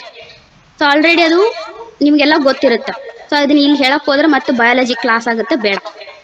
So ಅಂದ್ರೆ ಯಾರಿಗೆ ಇರ್ಲಿ, ಗಂಡಿಗೆ ಇರ್ಲಿ ಹೆಣ್ಣಿಗೆ ಇರ್ಲಿ, ಎನರ್ಜಿ ಪ್ಯಾಕ್ ಅನ್ನೋದು ಯಾರಿಂದ ಬರುತ್ತೆ ಅಂದ್ರೆ ತಾಯಿಯಿಂದ ಬರುತ್ತಾ, ಅಂದ್ರೆ ಹೆಣ್ಣಿಂದ ಬರುತ್ತಾ. ಓಕೆನಾ? ಸೊ ಈ ರೀತಿ ಮಹಿಳೆ ಅನ್ನೋಳು ಯಾವುದಕ್ಕೂ ಕಡಿಮೆ ಇಲ್ಲದೆ ತನ್ನನ್ನ ತಾನು ಗುರುತಿಸ್ಕೊಂತಿದ್ದಾಳೆ. ಮನೇಲಿ ಕೆಲಸ ಮಾಡೋದು ಅಷ್ಟೇ ಅಲ್ಲದೆ ಹೊರಗೂ ದುಡ್ಕೊಂಡು ಬರ್ತಾಳ, ಮನೆ ನಿರ್ವಹಣೆ ಮಾಡ್ತಾಳ, ಹೊರಗೂ ಕೆಲಸದಲ್ಲೂ ನಿರ್ವಹಣೆ ಮಾಡ್ತಾಳ. ಪ್ರತಿ ಗಂಡಿನ ಬಾಳಲ್ಲಿ ಏನದು ಹೇಳ್ತಾರಲ್ಲ, ಪ್ರತಿ ಯಶಸ್ವಿ ಪುರುಷನ ಹಿಂದೆ ಮಹಿಳೆಯ ಪಾತ್ರ ಇರುತ್ತೆ ಅಂತ ಹೇಳಿ. ಹೆಣ್ಣಿಲ್ಲದ ಗಂಡಿನ ಬಾಳು ಗೋಳು ಅಂತ ಹೇಳ್ತಾರೆ. ಸೊ ಈಗಿನ ಗಂಡು ಮಕ್ಕಳು ಏನ್ ಹೇಳೋದು, ಹೆಣ್ಮಕ್ಳಿದ್ದರೆ ಗೋಳು ಅಂತ ಹೇಳ್ತಾರೆ. ಯಾಕಂದ್ರೆ ಅವರ ಭಾವನೆಗಳನ್ನು ಅರ್ಥ ಮಾಡ್ಕೊಳ್ಳೋದೇ ಇಲ್ಲ.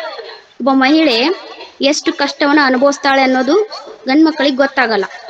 ಈಗ ನೀವು ಡೋಂಟ್ ಬಿಲೀವ್, ಒಬ್ಬ ತಾಯಿ ಒಂದು ಮಗುವಿಗೆ ಜನ್ಮ ಕೊಡ್ತಿದ್ದಾಳೆ ಅಂತಂದ್ರೆ ಕೊಡುವಾಗ ಅವಳ ಈಗ 57 ಮೂಳೆಗಳನ್ನು ಒಟ್ಟಿಗೆ ಮುರಿದಾಗ ಯಾವ ನೋವು ಇರುತ್ತೋ ಆ ನೋವನ್ನ ತಾಯಿ ಅನುಭವಿಸ್ತಾಳ ಹೆರಿಗೆ ಸಮಯದಲ್ಲಿ. ಅಂತ ನೋವನ್ನ ತಾಯಿ ಅನುಭವಿಸಿ ಮಗುವಿಗೆ ಜನ್ಮ ಕೊಡ್ತಾಳ. ಸೊ ಅದಕ್ಕೆ ಹೇಳೋದು ತಾಯಿಗೆ ಪುನರ್ಜನ್ಮ, ಮಗುವಿಗೆ ಜನ್ಮ ಅಂತ ಹೇಳಿ. ಸೊ ಅಂತ ನೋವನ್ನ ಪಟ್ಟು ತಾಯಿ ಮಗುವಿಗೆ ಜನ್ಮವನ್ನು ಕೊಟ್ಟರೂ ಕೂಡ ಎಷ್ಟೋ ಮಕ್ಕಳು ತಾಯಿಯನ್ನ ಕೊನೆಗಾಲದಲ್ಲಿ ಸರಿಯಾಗಿ ನೋಡೋದಿಲ್ಲ, ಮಹಿಳೆಯನ್ನ ಸರಿಯಾಗಿ ಕಾಣೋದಿಲ್ಲ. ಸೊ ಈ ಇತ್ತೀಚೆಗೆ ಇವು ಅತ್ಯಾಚಾರದ ಪ್ರಕರಣಗಳಂತೂ ತುಂಬಾ ಅತಿರೇಕವನ್ನ ಮೂಡ್ತಾ ಇದೆ. ಸೊ ಈ ಕರೆಂಟ್ಲಿ ನಾವೊಂದು ರೀಲ್ಸ್ ನೋಡಿದೆ. ಸೊ ಆ ರೀಲ್ಸ್ ಅಲ್ಲಿ ಏನ್ ಹೇಳ್ತಾ ಇದ್ರು ಅಂದ್ರೆ, ಹೆಣ್ಮಕ್ಳೇ ಇನ್ ಮುಂದೆ ನೀವು ವೆನಿಟಿ ಬ್ಯಾಗ್ಸ್ ಅಲ್ಲಿ ಮೇಕಪ್ ಬಾಕ್ಸ್ ಅನ್ನೆಲ್ಲ ಇಟ್ಕೊಂಡು ಓಡಾಡಬೇಡಿ, ಚಾಕು ಚೂರಿ ಎಲ್ಲ ಇಟ್ಕೊಂಡು ಹೋಗಿ ಅಂತ. ಸೊ ಚಾಕು ಚೂರಿ ನಿಮ್ ಮೇಲಾದ್ರೂ ಕೈ ಹಾಕಿದ್ರೆ ಅದನ್ನ ತಗೊಂಡು ಅವ್ರಿಗೆ ಹಾಕ್ರಿ ಅಂತ. ಬಟ್ ಇವಾಗ ಅವರು ವ್ಯೂಸ್ಗೋಸ್ಕರ ಈ ವಿಡಿಯೋನ ಮಾಡಿರ್ಬೋದು, ಆದ್ರೆ ಅದ್ರ ಹಿಂದೆ ಒಂದು ಸೀರಿಯಸ್ ನೋಟ್. ಯಾಕಂದ್ರೆ ಈಗ ಒಬ್ಬ ಮಹಿಳೆ ಸ್ವತಂತ್ರವಾಗಿ ಹೋಗಕ್ ಸಾಧ್ಯನೇ ಇಲ್ಲ. ಸಾಮಾನ್ಯ ಮಹಿಳೆ ಆಗ್ಲಿ, ಇವನ್ ಅಂಧ ಮಹಿಳೆ ಆದ್ರೂ ಕೂಡ ಅಷ್ಟೇ, ಯಾರಿಗೆ ಆಗ್ಲಿ ಸ್ವತಂತ್ರನೇ.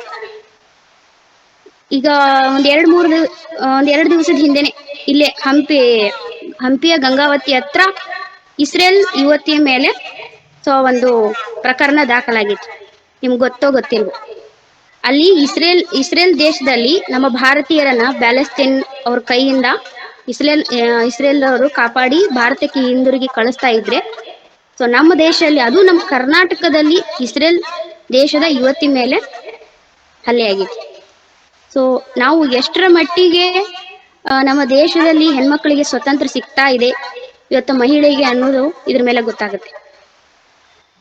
ಸೊ ಮಹಿಳೆಗೆ ರಕ್ಷಣೆ ಸಿಗ್ಬೇಕು. ಇದು ಸರ್ಕಾರ ಇದನ್ನ ಅರ್ಥಕೊಂಡು ಇದಕ್ಕೆ ಒಳ್ಳೆಯ ಮಾರ್ಗವನ್ನ ತೋರಿಸ್ಬೇಕು ಅಂತ ಈ ಸಮಯದಲ್ಲಿ ಹೇಳೋಕೆ ಇಷ್ಟಪಡ್ತೀನಿ. ಮತ್ತೆ ಈಗ ವುಮೆನ್ಸ್ ಡೇ ಅಂದ ತಕ್ಷಣ ಹ್ಯಾಪಿ ವುಮೆನ್ಸ್ ಡೇ ಅಂತ ಹೇಳಿ ನಾವು ಸ್ಟೇಟಸ್ ಹಾಕ್ತೀವಿ. ಅಮ್ಮನ ಫೋಟೋನು, ಅಕ್ಕನ ಫೋಟೋನು, happy women's day, you are my inspiration, you are my everything, you are my strength and so ಅಂತ ಹಾಕ್ಬಿಡ್ತೀವಿ. ಬಟ್ ಹೋಗಿ ಒಂದ್ಸಲನಾದ್ರೂ ಅವರಿಗೆ ಅಮ್ಮ ನೀನ್ ಹ್ಯಾಪಿ ಆಗಿದೀಯಾ, ಅಕ್ಕ ನೀನ್ ಹ್ಯಾಪಿ ಆಗಿದೀಯಾ ಅಂತ ನಾವು ಕೇಳೋದೇ ಇಲ್ಲ. ಸೊ ಅದ್ರ ಅರ್ಥ ಇಲ್ಲಿ ಹ್ಯಾಪಿ ವುಮೆನ್ಸ್ ಡೇ ದಿನ ಮಾತ್ರ ಅವರಿಗೆ ವಿಶ್ ಮಾಡೋದಲ್ಲ, ಪ್ರತಿದಿನ ಅವರ ನೋವನ್ನ, ಅವರ ಹತಾಶೆಯನ್ನ, ಅವರ ಬೇಸರವನ್ನ ನಾವು ಅರಿತುಕೊಂಡು ಅದನ್ನ ಸರಿ ಮಾಡ್ಬೇಕು. ಸೊ ಇನ್ ಮುಂದೆ ಈ ರೀತಿ ನಾವು ಮಹಿಳೆಯರನ್ನ, ನಾನು ಒಬ್ಬ ಮಹಿಳೆಯಾಗಿ ಕೂಡ ಇದನ್ನ ಹೇಳಬೇಕು. ಮಹಿಳೆಯರನ್ನ ಮಹಿಳೆಯರು ಗೌರವಿಸ್ಬೇಕು, ಗಂಡಸರು ಗೌರವಿಸ್ಲೇಬೇಕು. ಸೊ ಇಷ್ಟು ಹೇಳ್ತಾ ಅಂದ್ರೆ ಇದು ಮುಗಿಯೋದೇ ಇಲ್ಲ, ಮಹಿಳೆ ಬಗ್ಗೆ ಮಾತಾಡ್ತಾ ಹೋದ್ರೆ ಮುಗಿಯದ ಕತೆ ಇದು. ಯಾಕಂದ್ರೆ ಅಂತಹ ಒಂದು ಅದ್ಭುತ ಭಂಡಾರ ಮಹಿಳೆ. ಸೊ ಆಗ್ಲೇ ನಾನು ಸಾಲುಗಳಲ್ಲೇನೆ ಅದನ್ನ ವ್ಯಕ್ತಪಡಿಸಿದೀನಿ.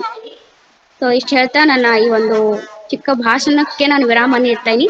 ಮತ್ತೆ ಇದಕ್ಕೂ ಅವಕಾಶ ಮಾಡಿಕೊಟ್ಟಂತಹ ಎಲ್ಲ ವೃಂದಕ್ಕೂ ನಾನು ವಂದನೆಗಳನ್ನ ತಿಳಿಸ್ತೀನಿ. Thank you.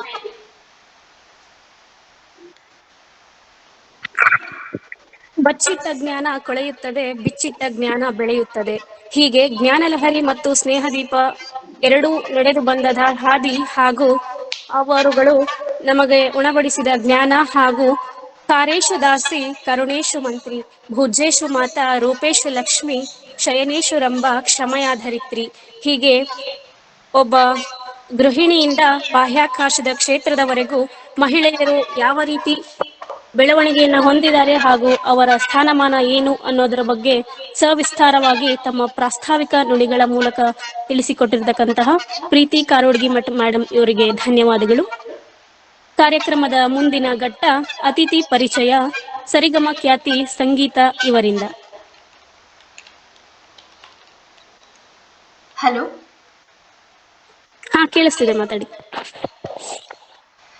ಸ್ನೇಹದೀಪ ಹಾಗೂ ಜ್ಞಾನಲಹರಿ ಇವರ ಸಂಯುಕ್ತಾಶ್ರಯದಲ್ಲಿ ಹಮ್ಮಿಕೊಂಡಂತಹ ಮಾಸಿಕ ಸ್ಫೂರ್ತಿ ಮಾತು ಕಾರ್ಯಕ್ರಮದ ಅಂಗವಾಗಿ ಇಂದು ನಮ್ಮೊಟ್ಟಿಗೆ ಶ್ರೀಮತಿ ಡಾಕ್ಟರ್ ಶಾಂತಾ ಪಾಟೀಲ್ ಕುಲಕರ್ಣಿ ಮ್ಯಾಮ್ ಅವರಿದ್ದಾರೆ.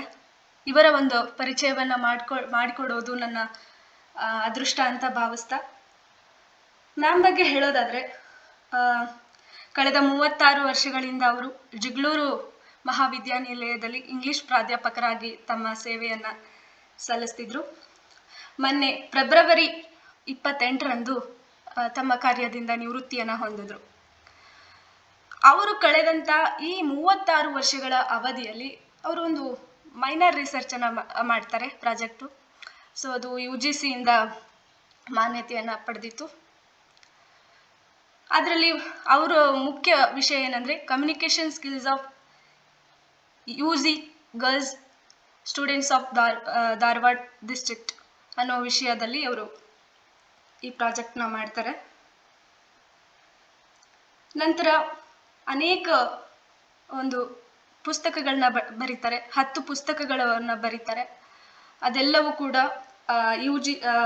ಯೂನಿವರ್ಸಿಟಿಯ ಟೆಕ್ಸ್ಟ್ ಬುಕ್ ಆಗಿ ಮನ್ನಣೆಯನ್ನು ಪಡ್ಕೊಳ್ತವೆ. ಹಾಗೆ PhD ಕೂಡ ಕಂಪ್ಲೀಟ್ ಮಾಡ್ತಾರೆ. PhDಯಲ್ಲಿ negation in English and Kannada ಅಂತ ಹೇಳಿ ಅಸಿಂಟ್ಯಾಕ್ಟಿಕ್ ಸ್ಟಡಿ, ಇದರಲ್ಲಿ ಅವರು PhDಯನ್ನು ಮಾಡ್ತಾರೆ. ನಂತರ ಕಲೆಕ್ಷನ್ ಆಫ್ ಆರ್ಟಿಕಲ್, ಈ ರೀತಿ ಟ್ರಾನ್ಸ್ಲೇಷನ್ ಮಾಡಿ ಸಣ್ಣ ಕಥೆಗಳು ಅಂತ 2 ಬುಕ್ಕುಗಳನ್ನು ಬರೀತಾರೆ. ಅನೇಕ ಕಾನ್ಫರೆನ್ಸಸ್ಸು, ಸೆಮಿನಾರ್ಸ್ಗಳಲ್ಲಿ ಇವರು ಅನೇಕ ವಿಚಾರಗಳಲ್ಲಿ ಚೇರ್ ಪರ್ಸನ್ ಹಾಗೆ ರಿಸೋರ್ಸ್ ಪರ್ಸನ್ ಆಗಿ ಕೂಡ ತಮ್ಮ ಕಾರ್ಯವನ್ನು ನಿರ್ವಹಿಸ್ತಾರೆ. ಮುಖ್ಯವಾಗಿ ಹೇಳೋದಾದರೆ ಆಲ್ ಇಂಡಿಯಾ ರೇಡಿಯೋದಲ್ಲಿ ಇವರು ಅನೇಕ ವಿಚಾರಗಳ ಬಗ್ಗೆ ಮಾತನಾಡ್ತಾರೆ. ಸೊಸೆ ಬಂದ ಮೇಲೆ ಆಗಿರ್ಬೋದು, ಸಾಹಿತ್ಯ ಸಂವಾದ, ಇವತ್ತೇನು ನಾವು ಇಷ್ಟು ಖುಷಿಯಿಂದ ಆಚರಣೆ ಮಾಡ್ತಕ್ಕಂತಹ ಮಹಿಳಾ ದಿನಾಚರಣೆಯ ಬಗ್ಗೆ ಆಗಿರ್ಬೋದು, ವುಮೆನ್ ಎಂಪವರ್ಮೆಂಟ್ ಅಂತ ಹೇಳ್ತೀವಿ, ಇದ್ರ ಬಗ್ಗೆ ಆಗಿರ್ಬೋದು, ಕಮ್ಯುನಿಕೇಷನ್ ಸ್ಕಿಲ್ಸ್ ಆಫ್ ಇಂಗ್ಲಿಷ್ ಇದರ ಬಗ್ಗೆ ಆಗಿರ್ಬೋದು, ಅನೇಕ ವಿಚಾರಗಳ ಬಗ್ಗೆ ಮಾತನಾಡ್ತಾರೆ. ಆ್ಯಂಡ್ ದೇಶ ಸುತ್ತು ಕೋಶ ಓದು ಎಂಬ ಗಾದೆ ಮಾತಿನಂತೆ ನಮ್ಮ ಮ್ಯಾಮ್ಗೆ ಪ್ರವಾಸ ಮಾಡೋದು ಅಂತಂದರೆ ಹೆಚ್ಚಿನ ಆಸಕ್ತಿ. ಆ್ಯಂಡ್ ತಮ್ಮ ಒಂದು 36 ವರ್ಷಗಳ ಅವಧಿಯಲ್ಲಿ ಅವರು ಮಾರಿಷಿಯಸ್ ಮತ್ತು ದುಬೈ ಈ 2 ಸ್ಥಳಗಳಿಗೆ ಭೇಟಿಯನ್ನು ನೀಡ್ತಾರೆ. ಆ್ಯಂಡ್ ಇವರ ಒಂದು ಇಂಗ್ಲೀಷ್ ಇವರ ಒಂದು ಆಸಕ್ತಿಯ ವಿಷಯ ಇಂಗ್ಲೀಷಲ್ಲಿ ಡೈಸ್ಪೋರಿಕ್ ಲಿಟ್ರೇಚರ್ ಅಂದರೆ ಅವರಿಗೆ ತುಂಬ ಇಷ್ಟ, ಅದರಲ್ಲಿ ಅವರು ಆಸಕ್ತಿನ ಹೊಂದಿದ್ದಾರೆ. ಆ್ಯಂಡ್ ಅದರ ಹಿಂದಿನ ಉದ್ದೇಶ ಕೂಡ ತುಂಬ ಚೆನ್ನಾಗಿದೆ. ಉದ್ದೇಶ ಅನೇಕ ಭಾರತೀಯರು ಈ ಕಡೆ ವೆಸ್ಟರ್ನು ಅಲ್ಲ, ಈ ಕಡೆ ಭಾರತೀಯರು ಅಲ್ಲ, ಈ ಥರ ಇರ್ತಾರೆ. ಸೊ ಮ್ಯಾಮ್ಗೆ ನಮ್ಮ ಸ್ವದೇಶದಲ್ಲೇ ಇದ್ಕೊಂಡು ಇದರ ಹಿಂದಿನ ಉದ್ದೇಶ ತುಂಬ ಅದ್ಭುತವಾಗಿದೆ. ಸೊ ಇಂದು ಇವರ ಪರಿಚಯವನ್ನು ಮಾಡಿಕೊಟ್ಟಿದ್ದು ನನಗೆ ತುಂಬ ಸಂತೋಷವಾಯಿತು. ಇಷ್ಟು ಹೇಳಿ ಮ್ಯಾಮ್ನ ಪರಿಚಯವನ್ನು ಮುಗಿಸ್ತಾ ಇದ್ದೀನಿ. Thank you.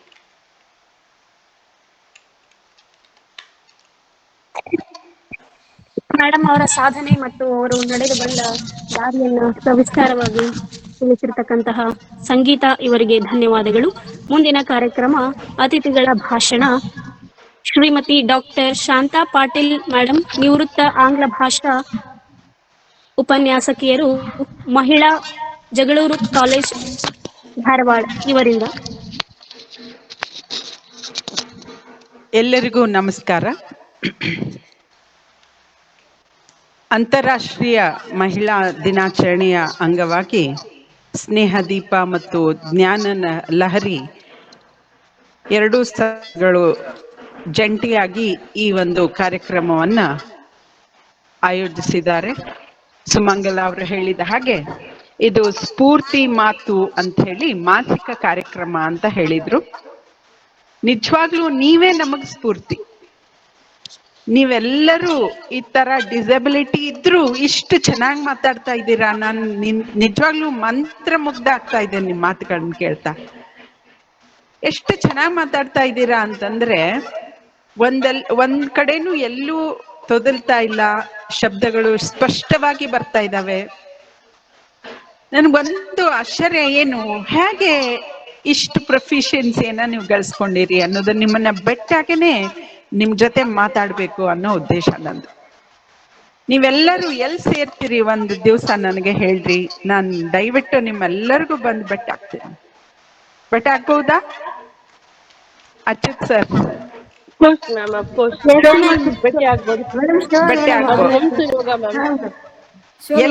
ಎಲ್ಲಿ ಬೆಟ್ಟಿ ಆಗ್ಬೋದು ನಾನು?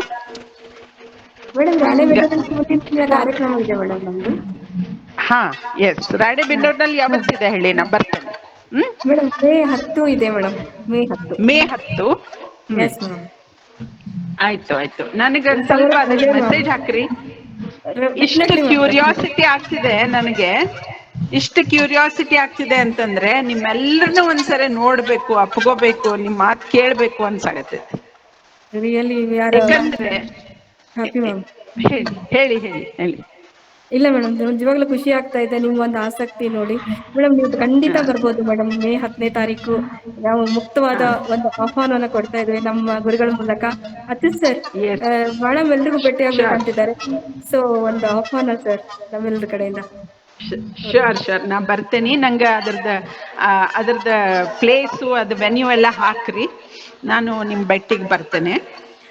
ಇದು ನಿಜವಾಗ್ಲೂ ನೀವೆಲ್ಲರೂ ಎಂಪವರ್ಡ್ ವಿಮೆನ್. ಈಗ ನಿಮಗೆ ನಾವೆಲ್ಲ ಹೆಡ್ಸ್ ಆಫ್ ಹೇಳ್ಬೇಕು.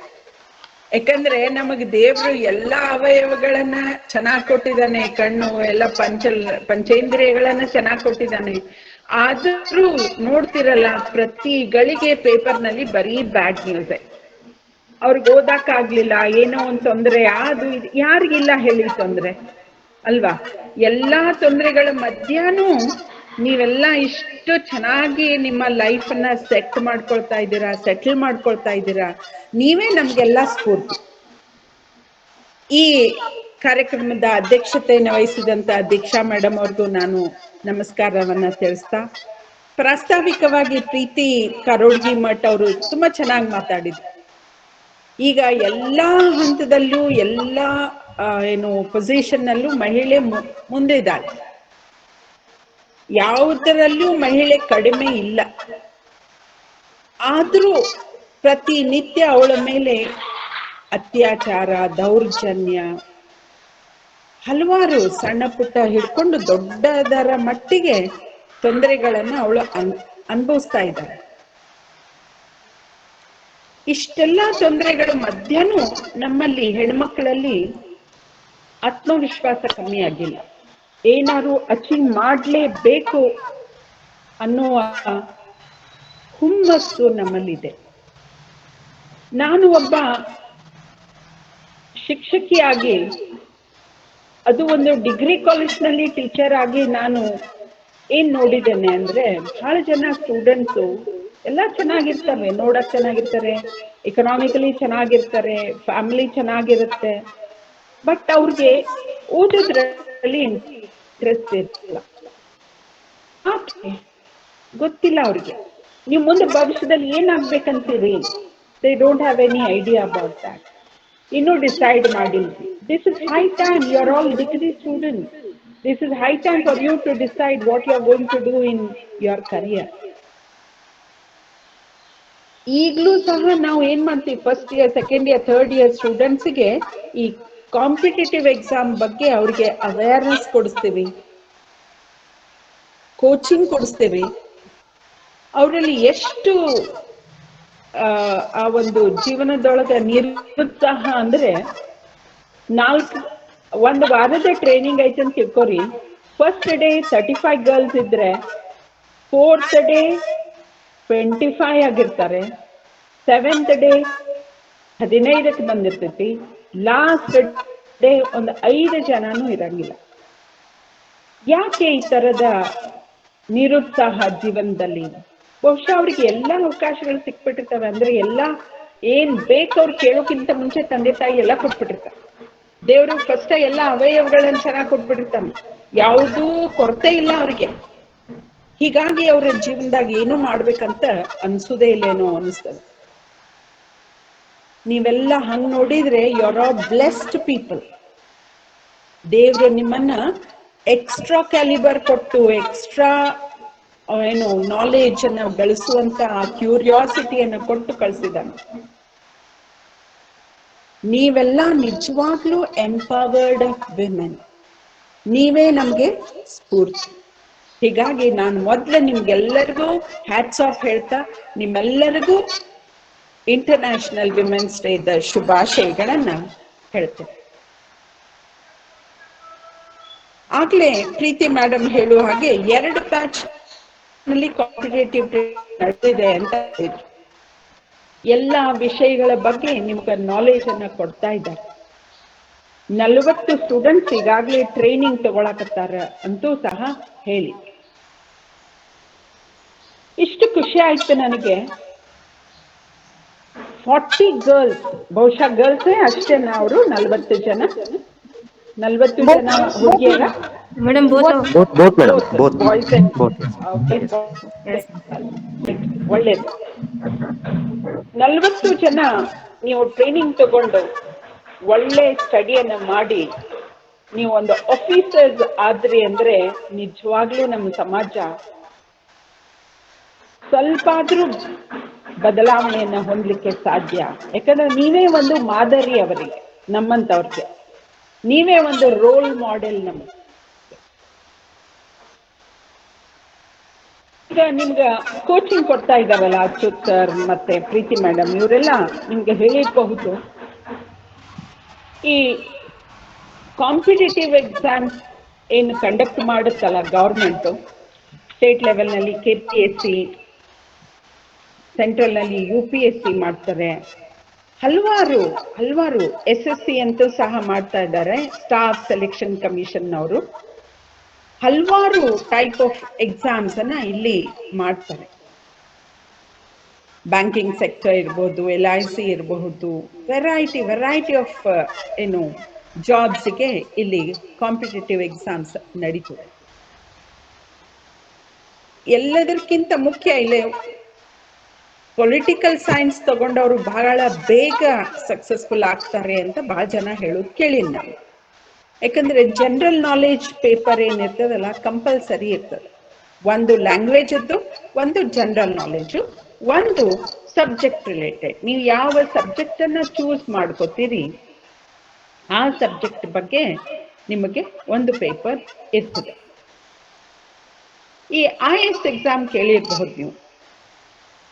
IAS ಆಗಲಿ, IRS ಆಗಲಿ, IFS ಆಗಲಿ, IPS ಆಗಲಿ, ಇಲ್ಲಿ ಒಂದು ಕೋರ್ ಸಬ್ಜೆಕ್ಟ್ ಇರ್ತದೆ. ಪ್ರಿಲಿಮ್ಸ್ ಅಂತ ಮೊದಲು, ಅಲ್ಲಿ ಪ್ರಿಲಿಮ್ಸ್ನಲ್ಲಿ ಬರೀ ಇವೆಲ್ಲ ಏನು ಬೇಸಿಕ್ಸ್ ಇರ್ತದೆ. ಮುಂದೆ ಮೇನ್ಸ್ನಲ್ಲಿ ಕೋರ್ ಸಬ್ಜೆಕ್ಟ್ ಮೇಲೆ ನಿಮಗೆ ಹೆಚ್ಚು ಒತ್ತುಗಳನ್ನು ಕೊಡ್ತಾರೆ. ಮತ್ತೆ ನಾನು ಔಟ್ ಆಫ್ ಕ್ಯೂರಿಯಾಸಿಟಿ ಹಾಗೆ ಸ್ಟಡಿ ಮಾಡ್ತಾ ಹೋದಾಗೆ ಎಕನಾಮಿಕ್ಸ್ ಸ್ಟಾಟ್ ಸಹ ಬಹಳ ಒಳ್ಳೆ ಕಾಂಬಿನೇಷನ್ ಅಂತ ಹೇಳ್ತಿರ್ತಾರೆ ಡಿಗ್ರಿನಲ್ಲಿ. ಈ ಎಕನಾಮಿಕ್ಸ್ ಸ್ಟಾಟ್ ಕಾಂಬಿನೇಷನ್ ತಗೊಂಡ್ರೆ ಏನ್ ಮಾಡಬಹುದು? ಇಲ್ಲೂ ಸಹ ಭಾರತದ ಆರ್ಥಿಕ ಸೇವೆಯಲ್ಲಿ ಅವ್ರಿಗೆ ಒಂದು ಪರೀಕ್ಷೆಯನ್ನ ನಡೆಸಿ ಅಲ್ಲಿ ಆಫೀಸರ್ಸ್ ಆಗಿ ಚೂಸ್ ಮಾಡ್ತಾರಂತೆ. ಮತ್ತೆ ಬರೀ ಸ್ಟ್ಯಾಟೇ ಮೆಜರ್ ಮಾಡಿರ್ತಾರೆ. ಈಗೆಲ್ಲ ಸ್ಟ್ಯಾಟಿಗೆ ಬಹಳ ಸ್ಟೂಡೆಂಟ್ಸ್ ಕಡಿಮೆ ಆಗಿದ್ದಾರೆ. ನಮ್ಮಂತ ಕಾಲೇಜ್ನಲ್ಲಂತೂ ಸ್ಟ್ಯಾಟ್ ಸಬ್ಜೆಕ್ಟೇ ಕ್ಲೋಸ್ ಆಗಿ ಹೋಗಿದೆ. ಆದ್ರೆ ಸ್ಟ್ಯಾಟಿಸ್ಟಿಕ್ಸ್ಗೆ ಎಷ್ಟು ಇಂಪಾರ್ಟೆನ್ಸ್ ಇದೆ ಅಂತಂದ್ರೆ, ಭಾರತ ಸಂಖ್ಯಾಶಾಸ್ತ್ರ ಸೇವೆಗಳು ಅನ್ನುವ ಇಲಾಖೆಯಲ್ಲಿ ಸ್ಟ್ಯಾಟಿಸ್ಟಿಕ್ಸ್ ಮೇಜರ್ ತಗೊಂಡವ್ರಿಗೆ ಅಥವಾ ಆಪ್ಷನಲ್ ತಗೊಂಡವ್ರಿಗೆ ಸಿಕ್ಕಾಪಟ್ಟೆ ಇಂಪಾರ್ಟೆನ್ಸ್ ಇದೆ ಅಂತ ಕೇಳಿದ್ದೀನಿ. ಬ್ಯಾಂಕಿಂಗ್ ಸೆಕ್ಟರ್ಸ್ ನೋಡಿರಲ್ಲ, RBIದವರು, ಅದರ್ ಬ್ಯಾಂಕ್ಸ್ನವರು ಸಹ ಡಿಗ್ರಿ ಪಾಸ್ ಆದವ್ರಿಗೆ ಆಫೀಸರ್ಸ್ ಪೋಸ್ಟ್ ಸಲುವಾಗಿ ಎಕ್ಸಾಮ್ಸ್ ಅನ್ನ ನಡೆಸ್ತಾರೆ. ಕ್ಲರಿಕಲ್ಗೆ PUC ಸಾಕು ಅಂತ ಹೇಳ್ತಾರೆ. ಈ ಎಲ್ಲ ಎಕ್ಸಾಮ್ಸ್ ಅನ್ನ ಜನರಲ್ ಆಗಿ ಎಲ್ಲ ತಗೋಬಹುದು. ಆದ್ರೆ ಸಾರಿ, ನನ್ಗೊಂದು ಕಾಲ್ ಬಂದಿತ್ತು, ಕಟ್ ಮಾಡಿದೆ. ಈ ಬ್ಯಾಂಕ್ ಎಕ್ಸಾಮ್ಸ್ ಏನಿದಾವಲ್ಲ, ಅಲ್ಲಿ ನಾನು ಮೊನ್ನೆ ಔಟ್ ಆಫ್ ಕ್ಯೂರಿಯಾಸಿಟಿ ಒಂದು ಎಕ್ಸಾಂಪಲ್ ಕೊಡ್ತೀನಿ ನಾನು ನಿಮಗೆ. ಧಾರವಾಡದ SBI ಮೇನ್ ಬ್ರಾಂಚಿಗೆ ನನಗೆ ಒಂದು ಕೆಲಸ ಇತ್ತು, ಹೋಗಿದ್ದೆ. ಅಲ್ಲಿ ನಾನು ನೋಡಿರ್ಲಿಲ್ಲ ಯಾರು ಬ್ಲೈಂಡ್ಸ್ ಆಫೀಸರ್ ಪೋಸ್ಟ್ನಲ್ಲಿ ಇದ್ದವ್ರನ್ನ ನೋಡಿದ್ದಿಲ್ಲ ನಾನು. ಅವತ್ತು ಅಲ್ಲಿ ಹೋದಾಗ, he is not completely blind, but he has some visual problem. ಎಷ್ಟು ಚೆನ್ನಾಗಿ ಕೆಲಸ ಮಾಡ್ತಾ ಇದ್ರು, ಪ್ರತಿಯೊಬ್ರು ಅವ್ರನ್ನೇ ಹುಡ್ಕೊಂಡು ಬರಾಕತ್ತಿದ್ರು. ನಾ ಹಂಗೆ ಎನ್ಕ್ವೈರಿ ಮಾಡಿದ್ರೆ, ಯಾಕೆ ಬೇರೆ ಬೇರೆ ಕೌಂಟರ್ನಾಗ ಅವ್ರವ್ರು ಅದಾರಲ್ಲ ಅಲ್ಲಿ ಇರುವಂತವ್ರು, ಯಾಕೆ ಇವ್ರನ್ನೇ ಹುಡ್ಕೊಂಡು ಬರಾಕತ್ತೀರಿ? ಇಲ್ಲ madam, he is very particular about giving information. ಎಷ್ಟು ನಾಲೆಜ್ ಇತ್ತು ಅವ್ರಿಗೆ ಅಂದ್ರೆ, ನಾ ಆಕ್ಚುಲಿ PPF ಬ್ರಾಂಚಿಗೆ ಅವರಿದ್ದಾರಂತೆ, ಪಬ್ಲಿಕ್ ಪ್ರಾವಿಡೆಂಟ್ ಫಂಡ್ ಬ್ರಾಂಚಿಗೆ ಅವರಿದ್ದಾರೆ. ಗೌರ್ಮೆಂಟ್ ಸೆಕ್ಟರ್ದ ಇದು ಬರುತ್ತೆ ಅಲ್ಲಿ ಎಲ್ಲ, ಗೌರ್ಮೆಂಟ್ ರಿಲೇಟೆಡ್ ಏನು ಅಮೌಂಟನ್ನು ತುಂಬಿಸ್ಕೊಳ್ಳುವಂಥ ಒಂದು ಸೆಕ್ಷನ್ ಅದು. ಏನೆಲ್ಲ ಇನ್ಫಾರ್ಮೇಶನ್ ಕೇಳ್ತಾ ಇದ್ರು ಗೊತ್ತಾ? FD ಬಗ್ಗೆ ಇರ್ಬೋದು, ಕರೆಂಟ್ ಅಫೇರ್ಸ್ ಬಗ್ಗೆ ಇರಬಹುದು, ಯಾರೊಬ್ರು ಜನರಲ್ ನಾಲೆಜ್, ಅದೇ ಕರೆಂಟ್ ಅಫೇರ್ಸ್ ಬಗ್ಗೆ ಕೇಳಾಕತ್ತಿದ್ರು ಅವ್ರಿಗೆ. ನನ್ಗೆ ಎಷ್ಟು ಖುಷಿ ಆಯ್ತು. he has some problem with vision, but he is so knowledgeable ಅಲ್ಲ. Hats off. ಅವತ್ತು ಅವ್ರಿಗೆ ನಾನು ಶೇಕ್ ಹ್ಯಾಂಡ್ ಮಾಡಿ, ನಿಮ್ಮಂಥವ್ರು ನಮ್ಗೆ ಬೇಕು, you need, you are appreciable, but ನಿಮ್ಮಂಥವ್ರ ಅವಶ್ಯಕತೆ ನಮ್ಗೆ ತುಂಬಾ ಇದೆ, ನಮ್ಮಂಥವ್ರಿಗೆ ನೀವು ರೋಲ್ ಮಾಡೆಲ್ ಅಂತ ಹೇಳಿ ಬಂದೆ. ತುಂಬಾ ಖುಷಿಲೇ ಅವರು ನನ್ಗೆ ಶೇಕ್ ಹ್ಯಾಂಡ್ ಮಾಡಿ. ಎಷ್ಟೋ ಜನ ಬ್ಲೈಂಡ್ ಇದ್ದವ್ರಿಗೆ, ನಿನ್ನೆ ಒಬ್ರು ನಮ್ಮ ಮನೆಗೆ ಬಂದಿದ್ರು, ಇನ್ನೊಂದು ಉದಾಹರಣೆ ಕೊಟ್ಬಿಡ್ತೇನೆ. He is very intelligent. 10th 98% ಮಾಡಿದಾನಂತ ಹುಡುಗ. PUCಗೆ ಕಾಲೇಜಿಗೆ ಹೋದಾಗ ಯಾರು ಇನ್ಸಲ್ಟ್ ಮಾಡಿದಾರಂತ. ಆ ಒಂದು ಇನ್ಸಲ್ಟ್ ಆದಾಗಿನಿಂದ ಅವರು, that boy has stopped going to the college. ಅವರ ಸರ್ಸ್ನೆಲ್ಲ ಮನೆಗೆ ಕರೆಸಿ ಕನ್ವಿನ್ಸ್ ಮಾಡಿ ಅವ್ರನ್ನ ಮರಳಿ ಸ್ಕೂಲಿಗೆ ಕಳಿಸೋಕೆ ಹೋದ್ರೆ, ಹಿ ಈಸ್ ನಾಟ್ ರೆಡಿ ನಾ. ಇಂಥ ಒಂದು ಸಣ್ಣ ಘಟನೆಯಿಂದ ಆ ಮನಸ್ಸಿನ ಮೇಲೆ, ಆ ಮುಗ್ಧ ಮನಸ್ಸಿನ ಮೇಲೆ ಎಷ್ಟು ಕೆಟ್ಟ ಪರಿಣಾಮ ಬೀರಿದೆ ಅಂದ್ರೆ, 98% SSLC ಮಾಡಿದಂತ ಹುಡುಗ now he is not ready to go to the school ಅಂತಂದ್ರೆ, ತಿಳ್ಕೊಂಡ್ಬಿಡಿ ನಮ್ಮ ಸಮಾಜದಲ್ಲಿ ಯಾವ ರೀತಿ ಕೆಟ್ಟ ಅಭ್ಯಾಸಗಳನ್ನ ಕೆಲವೊಬ್ರು ರೂಢಿಸ್ಕೊಂಡಿದ್ದಾರೆ. ಇನ್ಫ್ಯಾಕ್ಟ್ ನಾವು ಅವ್ರಿಗೆ ಮೋಟಿವೇಟ್ ಮಾಡಬೇಕು. ಇನ್ಫ್ಯಾಕ್ಟ್ ನಾವು ಅವ್ರಿಗೆ ಮುಂದೆ ಬೆರಳು ಹಿಡಿದು ಮುಂದೆ ಕರ್ಕೊಂಡು ಹೋಗಿ ಅವ್ರಿಗೆ ಏನೆಲ್ಲ ಅವಕಾಶಗಳಿದಾವ ಅವನ್ನ ತೋರಿಸ್ಕೊಡ್ಬೇಕು. ಈಗ ಆ ಹುಡುಗ ತಾಯಿ ತಂದೆ ವೆಲ್ ಆಫ್ ಇದ್ದಾರೆ, ಸಿಕ್ಕಾಪಟ್ಟೆ ಚೆನ್ನಾಗಿದ್ದಾರೆ, ಕ್ಲೋಸ್ ಟುಗೆದರ್ ಆಗ್ತಿ ಇದೆ ಅವ್ರು. ಆದ್ರೆ ಒಬ್ಬನೇ ಮಗ ಏನಾದ್ರೂ ಸಾಧನೆ ಮಾಡ್ಲಿ, ಏನಾದ್ರೂ ಒಳ್ಳೆ ಜಾಬ್ ಅನ್ನ ಹಿಡಿಲಿ ಅಂತ ಅವ್ರ ಆಸೆ, ತಂದೆ ತಾಯಿ ಆಸೆ. ಆದ್ರೆ ಹುಡುಗ ಹೇಳ್ತಾನೆ, ನನಗೊಂದು ಸಣ್ಣ ಬಿಸ್ನೆಸ್ ಹಾಕ್ಕೊಡಿ, ನನಗೆ ಯಾವ್ದಾದ್ರು ಒಂದು ಬಿಸ್ನೆಸ್ ಹಾಕ್ಕೊಡಿ, ನಾ ಅದ್ರೊಳಗೆ ಕೆಲಸ ಮಾಡ್ತೀನಿ, ಆ ಬಿಸ್ನೆಸ್ ಅನ್ನ ಮಾಡ್ತೀನಿ. ಆ ತಾಯಿಗೆ ಏನ್ ಹೆದರಿಕೆ ಹುಟ್ಟಿದೆ ಅಂದ್ರೆ, ನಾನು ಬಿಸ್ನೆಸ್ ಹಾಕೊಟ್ಟೆ, ಇವ್ರ ಜೊತೆ ಒಬ್ರು ಯಾರು ಅಸಿಸ್ಟೆಂಟ್ಸ್ ಬೇಕು. ಆ ಅಸಿಸ್ಟೆಂಟ್ ಸರಿಯಾಗಿ ಇವ್ರಿಗೆ ಹೆಲ್ಪ್ ಮಾಡಲಿಲ್ಲ ಅಂದರೆ ಬಿಸ್ನೆಸ್ಸು ಲಾಸ್ ಆಗುತ್ತೆ. ನೋಡ್ರಿ, ಒಂದು ಹೆಂಗ ನೆಗೆಟಿವ್ ಐಡಿಯಾಸ್ ಬರ್ತಾ ಹೋಗುತ್ತೆ. ಇದ್ರ ಬದಲಿ ಒಂದು ಗೌರ್ಮೆಂಟ್ ಜಾಬ್ ಅಂತ ಹುಡುಗ ಹಿಡಿದ್ರೆ, government job safest job, specially for disabled people. Reservation ಇರುತ್ತೆ, 4% ರಿಸರ್ವೇಷನ್, ಮಿನಿಮಮ್ 40% ಬ್ಲೈಂಡ್ನೆಸ್ ಪ್ರೂವ್ ಆಗಿರಬೇಕು, ಗೌರ್ಮೆಂಟ್ ಡಾಕ್ಟರ್ ಇಂದ ಸರ್ಟಿಫೈ ಆಗಿರಬೇಕು. ಆ 40% ಇಂಪೇರ್ಮೆಂಟ್ ಏನಿರುತ್ತಲ್ಲ, ಅದರ ಅಂಗವಾಗಿ ಅವರವರ ಒಂದು ತಾಕತ್ತಿಗೆ ಅನುಸಾರವಾಗಿ ಅವರು ಯಾವ ಎಕ್ಸಾಮನ್ನ ಪಾಸ್ ಮಾಡ್ತಾರೆ ಅದರ ಬೇಸ್ ಮೇಲೆ ಅವ್ರಿಗೆ 4% ರಿಸರ್ವೇಷನ್ ಇರ್ತದೆ. ಸ್ಪೆಷಲಿ ಬ್ಲೈಂಡ್ಗೆ, ಲೋ ವಿಷನ್ ಇದ್ದವ್ರಿಗೆ, ಬ್ಲೈಂಡ್ಸ್ಗೆ 1% ರಿಸರ್ವೇಷನ್ ಇರ್ತದೆ. ಅಕಸ್ಮಾತ್ ಆ ಜಾಬಿಗೆ ಆ ರಿಸರ್ವೇಷನ್ ಕ್ಯಾಂಡಿಡೇಟ್ ಬರಲಿಲ್ಲ ಅಂದರೆ ವೇಟ್ ಮಾಡಿ, ನಿಯರರ್ ಟು ದಟ್ ಪೋಸ್ಟ್ ಯಾರು ಆ ಡಿಸೇಬಿಲಿಟಿಯನ್ನು ಹೊಂದಿರ್ತಾರೋ ಅವ್ರಿಗೆ ಆ ಒಂದು ಜಾಬನ್ನು ಕೊಡ್ತಾರೆ. ನನ್ನ ಪ್ರಕಾರ ಹೆಣ್ಣು ಮಕ್ಕಳಿಗೆ teaching job is the best job ಅಂತ ನಾನು ಹೇಳ್ತೀನಿ. ನಿಮಗೆಲ್ಲ ಗೊತ್ತೇ ಇದೆ, teaching is not an easy job. ಇಲ್ಲಿ ನಾವು ನಾಲೆಜ್ ಬೇಕಾದಷ್ಟು ಇದ್ರೂ ಯಾವ ರೀತಿ ಇಂಪಾರ್ಟ್ ಮಾಡ್ತೇವೆ ನಾಲೆಜನ್ನ, ಅದು ಬಹಳ ಮುಖ್ಯ ಆಗುತ್ತೆ. ಈಗ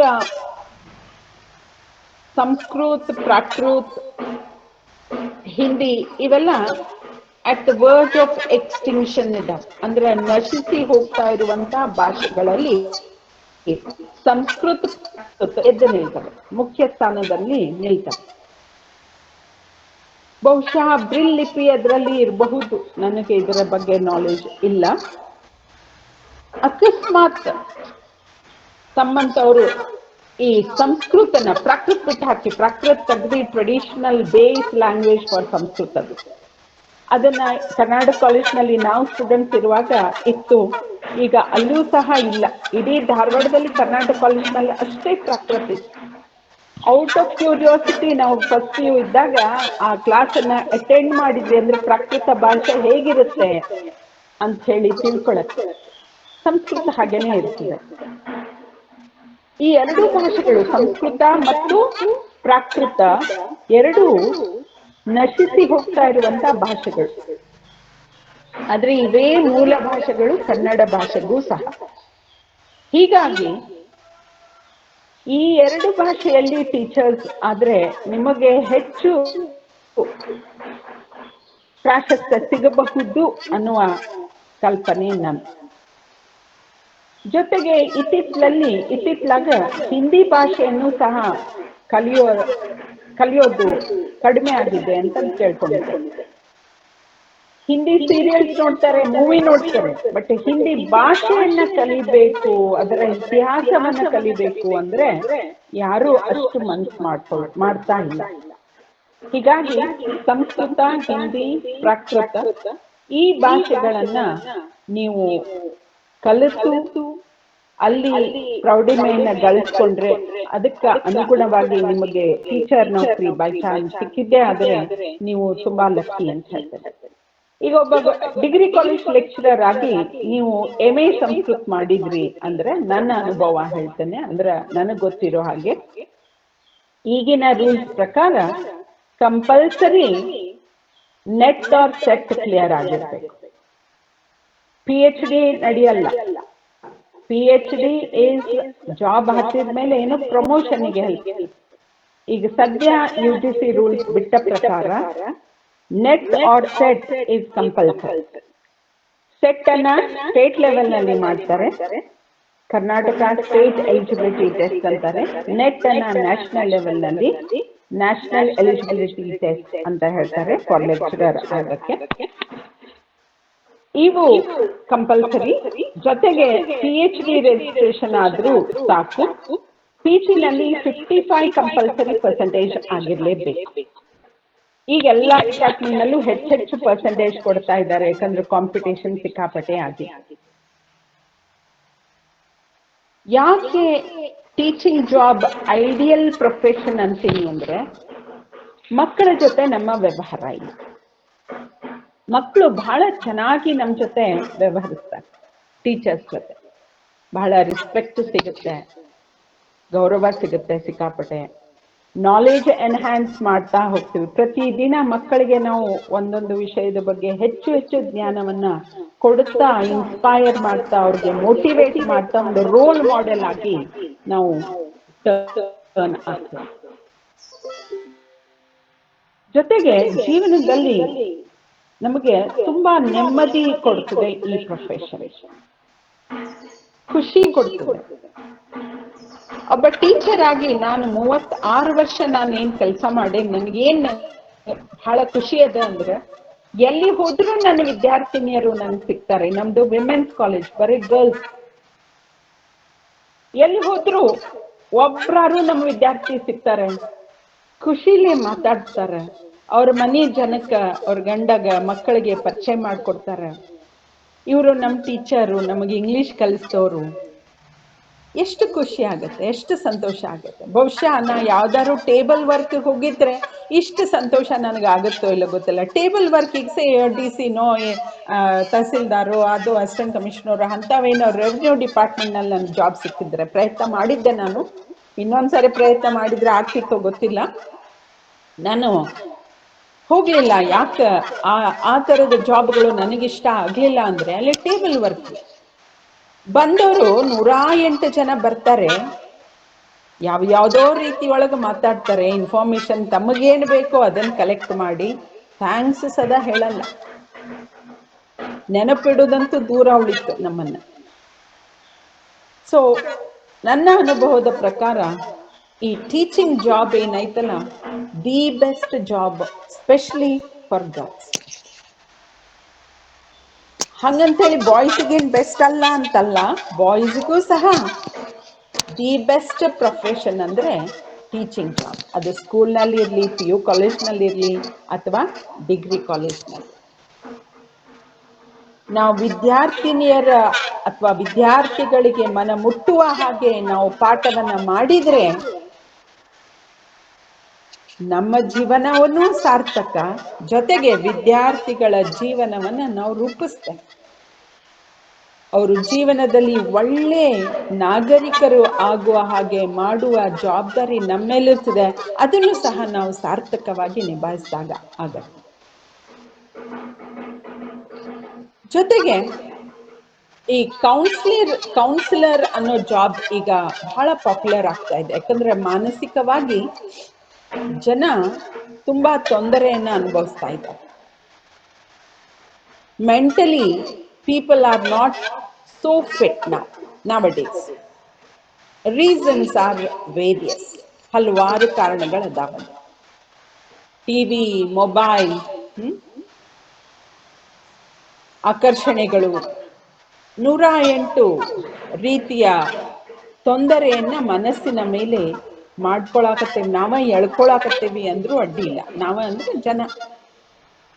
ಹೀಗಾಗಿ ಕೌನ್ಸಿಲಿಂಗ್ ಜಾಬ್, ಆಪ್ತ ಸಮಾಲೋಚನೆ ಅನ್ನುವ ಏನು ಜಾಬ್ ಈಗ ಬಹಳ ಪಾಪ್ಯುಲರ್ ಆಗಿದೆ.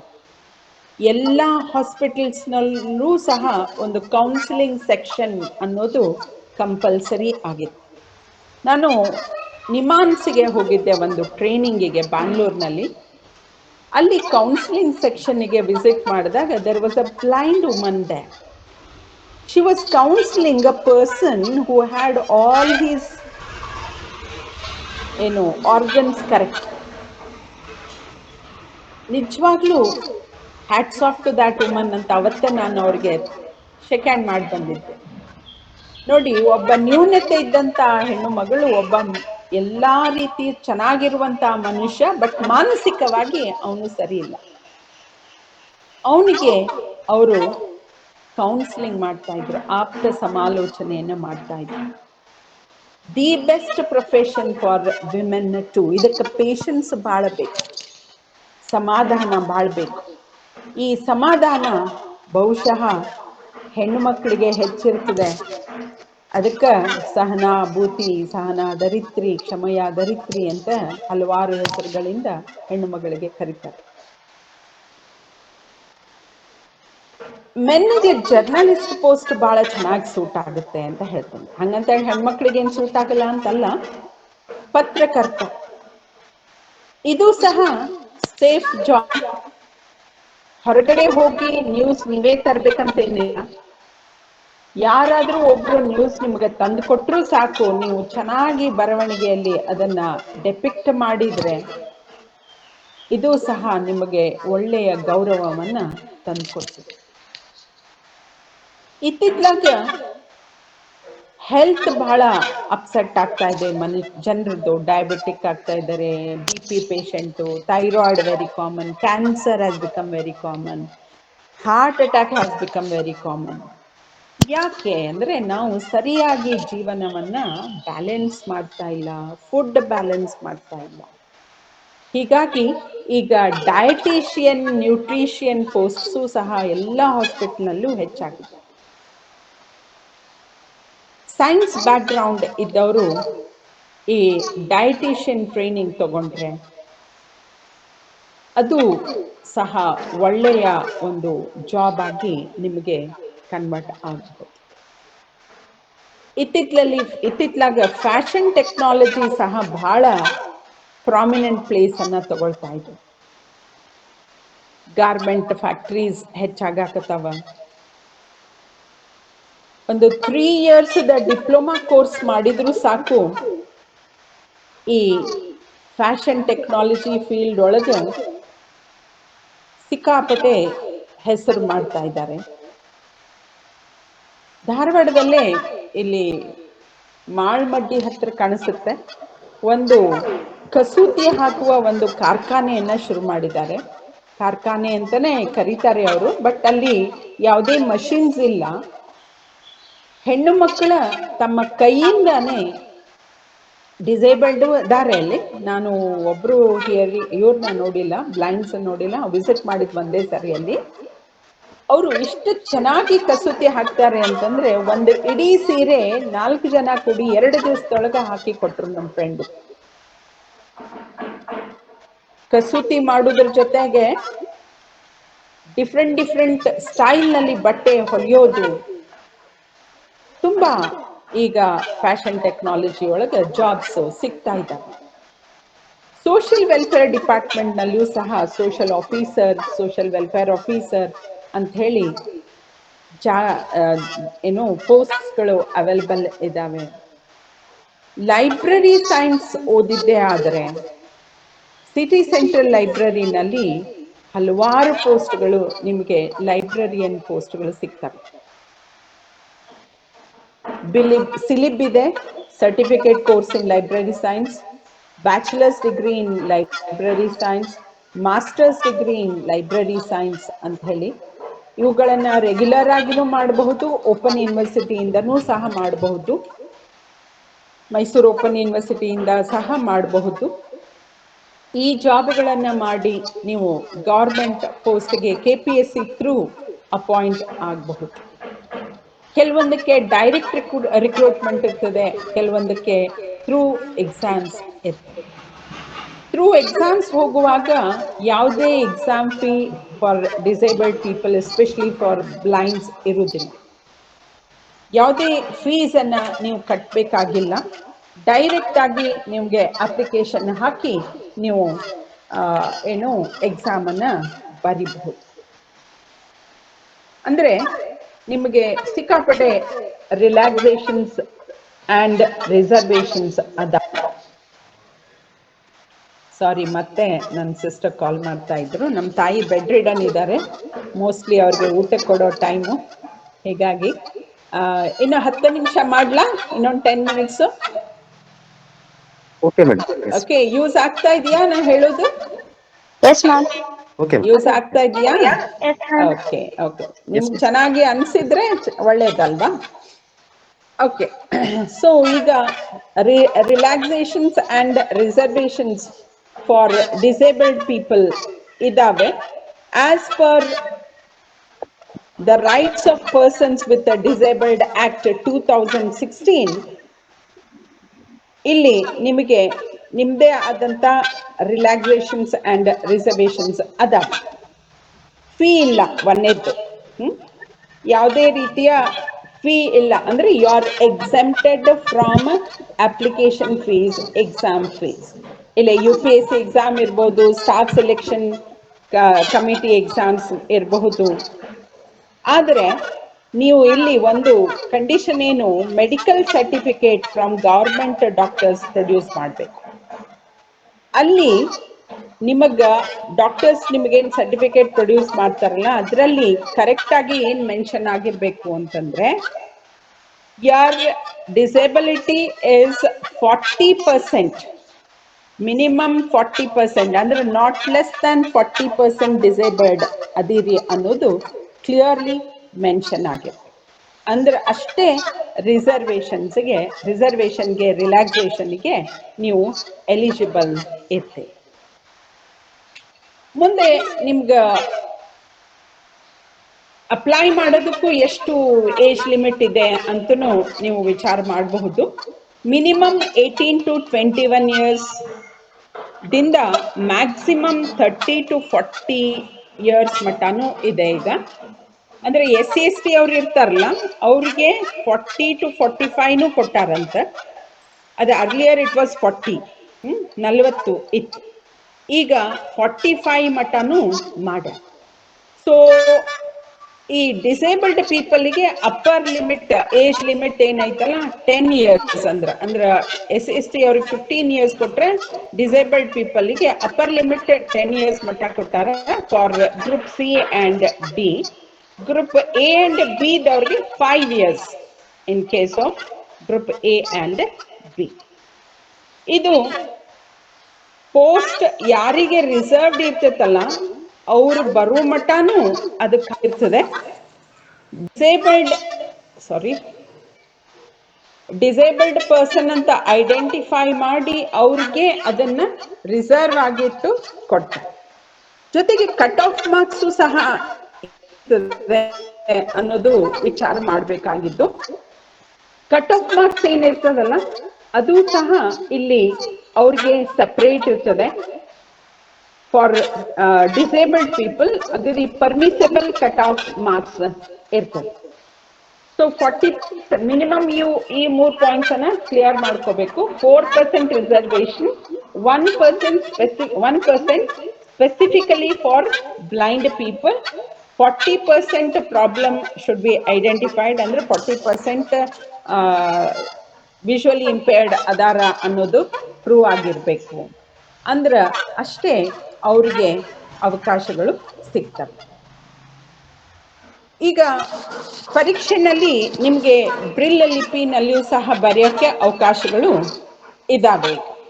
ಯಾವುದೇ ಎಕ್ಸಾಮಿಗೂ ಹೋದ್ರು ಬ್ಲೈಂಡ್ಸ್ ಇದ್ರೆ ಅವ್ರಿಗೆ ಸಪ್ರೇಟ್ ರೂಮನ್ನು, ನಾವು KPSC ಎಕ್ಸಾಮ್ಸ್ ಅನ್ನ ಕಂಡಕ್ಟ್ ಮಾಡಿದ್ವಿ, I have a practical experience. ಅವ್ರಿಗೆ ಒಂದು ಸಪ್ರೇಟ್ ರೂಮನ್ನು ಕೊಟ್ಟಿರ್ತೇವೆ, ಬೇರೆ ವಿದ್ಯಾರ್ಥಿನಿಯರ ಜೊತೆಗೆ ಅಥವಾ ವಿದ್ಯಾರ್ಥಿಗಳ ಜೊತೆಗೆ ಕೂಡಿಸೋದಿಲ್ಲ. ಅವ್ರಿಗೆ ಸಪ್ರೇಟ್ ಆಗಿ ಕೂಡಿಸಿ ಅವ್ರಿಗೆ ಸಪ್ರೇಟ್ ಕ್ವೆಶನ್ ಪೇಪರ್ ಇರ್ತದೆ, ಬ್ರಿಲ್ ಲಿಪಿಯಲ್ಲಿ ಅವರು ಬರೀಬಹುದು. ಹೀಗಾಗಿ ಈಗ ಸಿಕ್ಕಾಪಟ್ಟೆ ಅವಕಾಶಗಳು ಎಲ್ಲ ಜನರಿಗೂ ಸಿಗ್ತಾ ಇದೆ. ಅದರಲ್ಲೂ ಸ್ಪೆಷಲಿ ಡಿಸೇಬಲ್ಡ್ ಪೀಪಲ್ಗೆ ಸಿಗ್ತಾ ಇರೋದು ನಿಜವಾಗ್ಲೂ ಒಳ್ಳೆಯದೇ. ಯಾಕಂದ್ರೆ ನನ್ನ ಪ್ರಕಾರ ಡಿಸೇಬಲ್ಡ್ ಪೀಪಲ್ ಬಹಳ ಡೆಡಿಕೇಟೆಡ್ ಆಗಿರ್ತಾರೆ, ಹಾರ್ಡ್ ವರ್ಕಿಂಗ್ ಇರ್ತಾರೆ ನಿಜವಾಗ್ಲೂ. ಅದಕ್ಕೆ ನಾನು ಹೇಳಿದ್ದು ಫಸ್ಟ್ ನಾನು ನಿಮಗೆ ಭೇಟಿ ಆಗಬೇಕು. ಯಾಕಂದ್ರೆ I have seen many people who are not at all interested in studies, not at all interested in job, seeking job. Whereas you people, 42 batch of girls or boys, they are trying their level best to take proper coaching to appear for the examination. ನನಗೆ ತುಂಬಾ ಖುಷಿ ಆಯ್ತು. So ಹೀಗಾಗಿ ನೀವು ನಿಮ್ಮ ಎಲ್ಲರ ಜೀವನ ಬಹಳ ನೀವು ನಿಮ್ಮ ಆಸಕ್ತಿಗೆ ಅನುಗುಣವಾಗಿ ನಿಮ್ಮ ಫೀಲ್ಡ್ ಅನ್ನ ಚೂಸ್ ಮಾಡ್ರಿ. ಈಗ ಹೋಟೆಲ್ ಮ್ಯಾನೇಜ್ಮೆಂಟು ಸಹ ಬಹಳ ಪಾಪ್ಯುಲರ್ ಆಗಿದೆ. ನೀವು ಇಂಟ್ರೆಸ್ಟ್ ಇದ್ರೆ ಶೆಫ್ ಸಹ ಆಗಬಹುದು. ದೊಡ್ಡ ದೊಡ್ಡ ಮಲ್ಟಿನ್ಯಾಷನಲ್ ಇಂಟರ್ನ್ಯಾಷನಲ್ ಹೋಟೆಲ್ಗಳಲ್ಲಿ ನೀವು ವೆರೈಟಿ ಆಫ್ ಏನು ಡಿಶಸ್ ಅನ್ನ ರೆಡಿ ಮಾಡೋಕೆ ಶೆಫ್ ನೀವು ಟ್ರೈ ಮಾಡಬಹುದು. ರಿಸರ್ಚ್ ಮಾಡಕ್ ಇಂಟ್ರೆಸ್ಟ್ ಇದ್ರೆ ರಿಸರ್ಚರ್ ಆಗಬಹುದು. ಕಂಪ್ಯೂಟರ್ನಾಗ ನಾಲೆಜ್ ಬೆಳೆಸ್ಕೊಂಡ್ರೆ ಗ್ರಾಫಿಕ್ ಡಿಸೈನರ್ ಆಗಬಹುದು. ನರ್ಸಿಂಗ್ ಕೋರ್ಸ್ ಮಾಡಬಹುದು. ಹ್ಯೂಮನ್ ರಿಸೋರ್ಸ್ ಮ್ಯಾನೇಜರ್ ಪೋಸ್ಟ್ಗೆ ಸಹ ನೀವು ಟ್ರೈ ಮಾಡ್ಬೋದು. ಮತ್ತೆ ಫಿಸಿಕಲಿ ಪ್ರಾಬ್ಲಮ್ ಇರದೇ ಇದ್ರೆ ನೀವು ಫಿಸಿಕಲ್ ಥೆರಪಿಸ್ಟ್ ಆಗಿ ಸಹ ಜಾಬ್ ಅನ್ನ ಮಾಡಬಹುದು. ಹೀಗೆ ಹಲವಾರು ಜಾಬ್ ಅಪಾರ್ಚುನಿಟೀಸ್ ನಿಮಗಾಗೆ ಕಾಯ್ತಾ ಇದ್ದಾವೆ. ಅವುಗಳನ್ನ ನೀವೆಲ್ಲರೂ ನಿಮ್ಮ ಶಕ್ತಿಗೆ ಅನುಸಾರವಾಗಿ ಪಡೆದುಕೊಳ್ಳ್ರಿ. ಒಳ್ಳೆ ಸಿಟಿಸನ್ಸ್ ಆಗಿ ಹೊರಹೊಮ್ಮ್ರಿ ಅಂತ ನಾನು ಆಶಿಸ್ತಾ, ನಿಮ್ಮೆಲ್ಲರ ಒಂದು ಸ್ಫೂರ್ತಿ ನನ್ನ ಮೇಲೆ ಆಗಿದೆ. ನೀವೆಲ್ಲರೂ ನನಗೆ ಒಂದು ಒಳ್ಳೆಯ ಅವಕಾಶವನ್ನ ಕೊಟ್ಟಿರಿ. ನಿಮ್ಮ ಸ್ನೇಹ ದೀಪ ಜ್ಞಾನ ಲಹರಿಗೆ ನಾನು ಫಸ್ಟ್ ಥ್ಯಾಂಕ್ಸ್ ಹೇಳಬೇಕು. ಈ ಮಾಸಿಕ ಕಾರ್ಯಕ್ರಮಕ್ಕೆ ನನ್ನನ್ನ ಒಂದೆರಡು ಮಾತು ಹೇಳೋಕ್ಕೆ ನನಗೆ ಅವಕಾಶ ಮಾಡಿಕೊಟ್ರಿ. ನಿಮ್ಮ ಅಧ್ಯಕ್ಷರಿಗೆ, ಪ್ರೀತಿ ಮೇಡಮ್ ಅವ್ರಿಗೆ, ಅಚ್ಯುತ್ ಸರ್ಗೆ, ಸುಮಂಗ್ಲಾ ಮೇಡಮ್ ನನ್ನ ಜೊತೆ ಅವತ್ತಿನಿಂದಲೂ ಟಚ್ ನಲ್ಲಿದ್ದಾರೆ. ಇಷ್ಟು ಚೆನ್ನಾಗಿ ಮಾತಾಡ್ತಾರೆ. ಇವ್ರೆಲ್ಲರಿಗೂ, ನಿಮ್ಮೆಲ್ಲರೂ ಯಾರ್ಯಾರು ಆನ್ಲೈನ್ ಇದ್ದೀರಲ್ಲ, ನಿಮ್ಮೆಲ್ಲರಿಗೂ ನಾನು ಧನ್ಯವಾದಗಳನ್ನ ಹೇಳ್ತಾ, ಥ್ಯಾಂಕ್ಸ್ ಅನ್ನ ಹೇಳ್ತಾ ನನ್ನ ಮಾತುಗಳನ್ನು ಮುಗಿಸ್ತೇನೆ. ಧನ್ಯವಾದ. ಸುಮಂಗ್ಲಾ ಹತ್ತಾರು ಮೇಡಮ್. ಕ್ಷೇತ್ರಗಳಲ್ಲಿ ತಮ್ಮನ್ನ ತಾವು ಯಾವ ರೀತಿ ತೊಡಗಿಸ್ಕೊಳ್ಬೇಕು, ಹಾಗೆ ಯಾರಿಗೆ ಯಾವ ಯಾವ ಕ್ಷೇತ್ರಗಳು ಸೂಕ್ತವಾಗಿವೆ ಮತ್ತು ಯಾವ ರೀತಿ ಮುಕ್ತ ಅವಕಾಶಗಳು ನಮಗೆ ಎಲ್ಲಾ ಕ್ಷೇತ್ರಗಳಲ್ಲಿ ಕಾಯ್ದಿರಿಸಿವೆ, ಮತ್ತೆ ಅದಕ್ಕೆ ತಕ್ಕಂತಹ ಪರಿಶ್ರಮ ಮಾತ್ರ ನಮ್ಮದಾಗಿರ್ಬೇಕು ಅಂತ ಹೇಳಿ ತಮ್ಮ ಭಾಷಣದ ಮೂಲಕ ತಿಳಿಸಿಕೊಟ್ಟಿರ್ತಕ್ಕಂತಹ ಡಾಕ್ಟರ್ ಶ್ರೀಮತಿ ಶಾಂತಾ ಪಾಟೀಲ್ ಮೇಡಮ್, ನಿವೃತ್ತ ಆಂಗ್ಲ ಭಾಷಾ ಉಪನ್ಯಾಸಕಿಯರು, ಇವರಿಗೆ ತುಂಬು ಹೃದಯದ ಧನ್ಯವಾದಗಳು. ಕಾರ್ಯಕ್ರಮದ ಮುಂದಿನ ಘಟ್ಟ ಅಧ್ಯಕ್ಷೀಯ ನುಡಿ.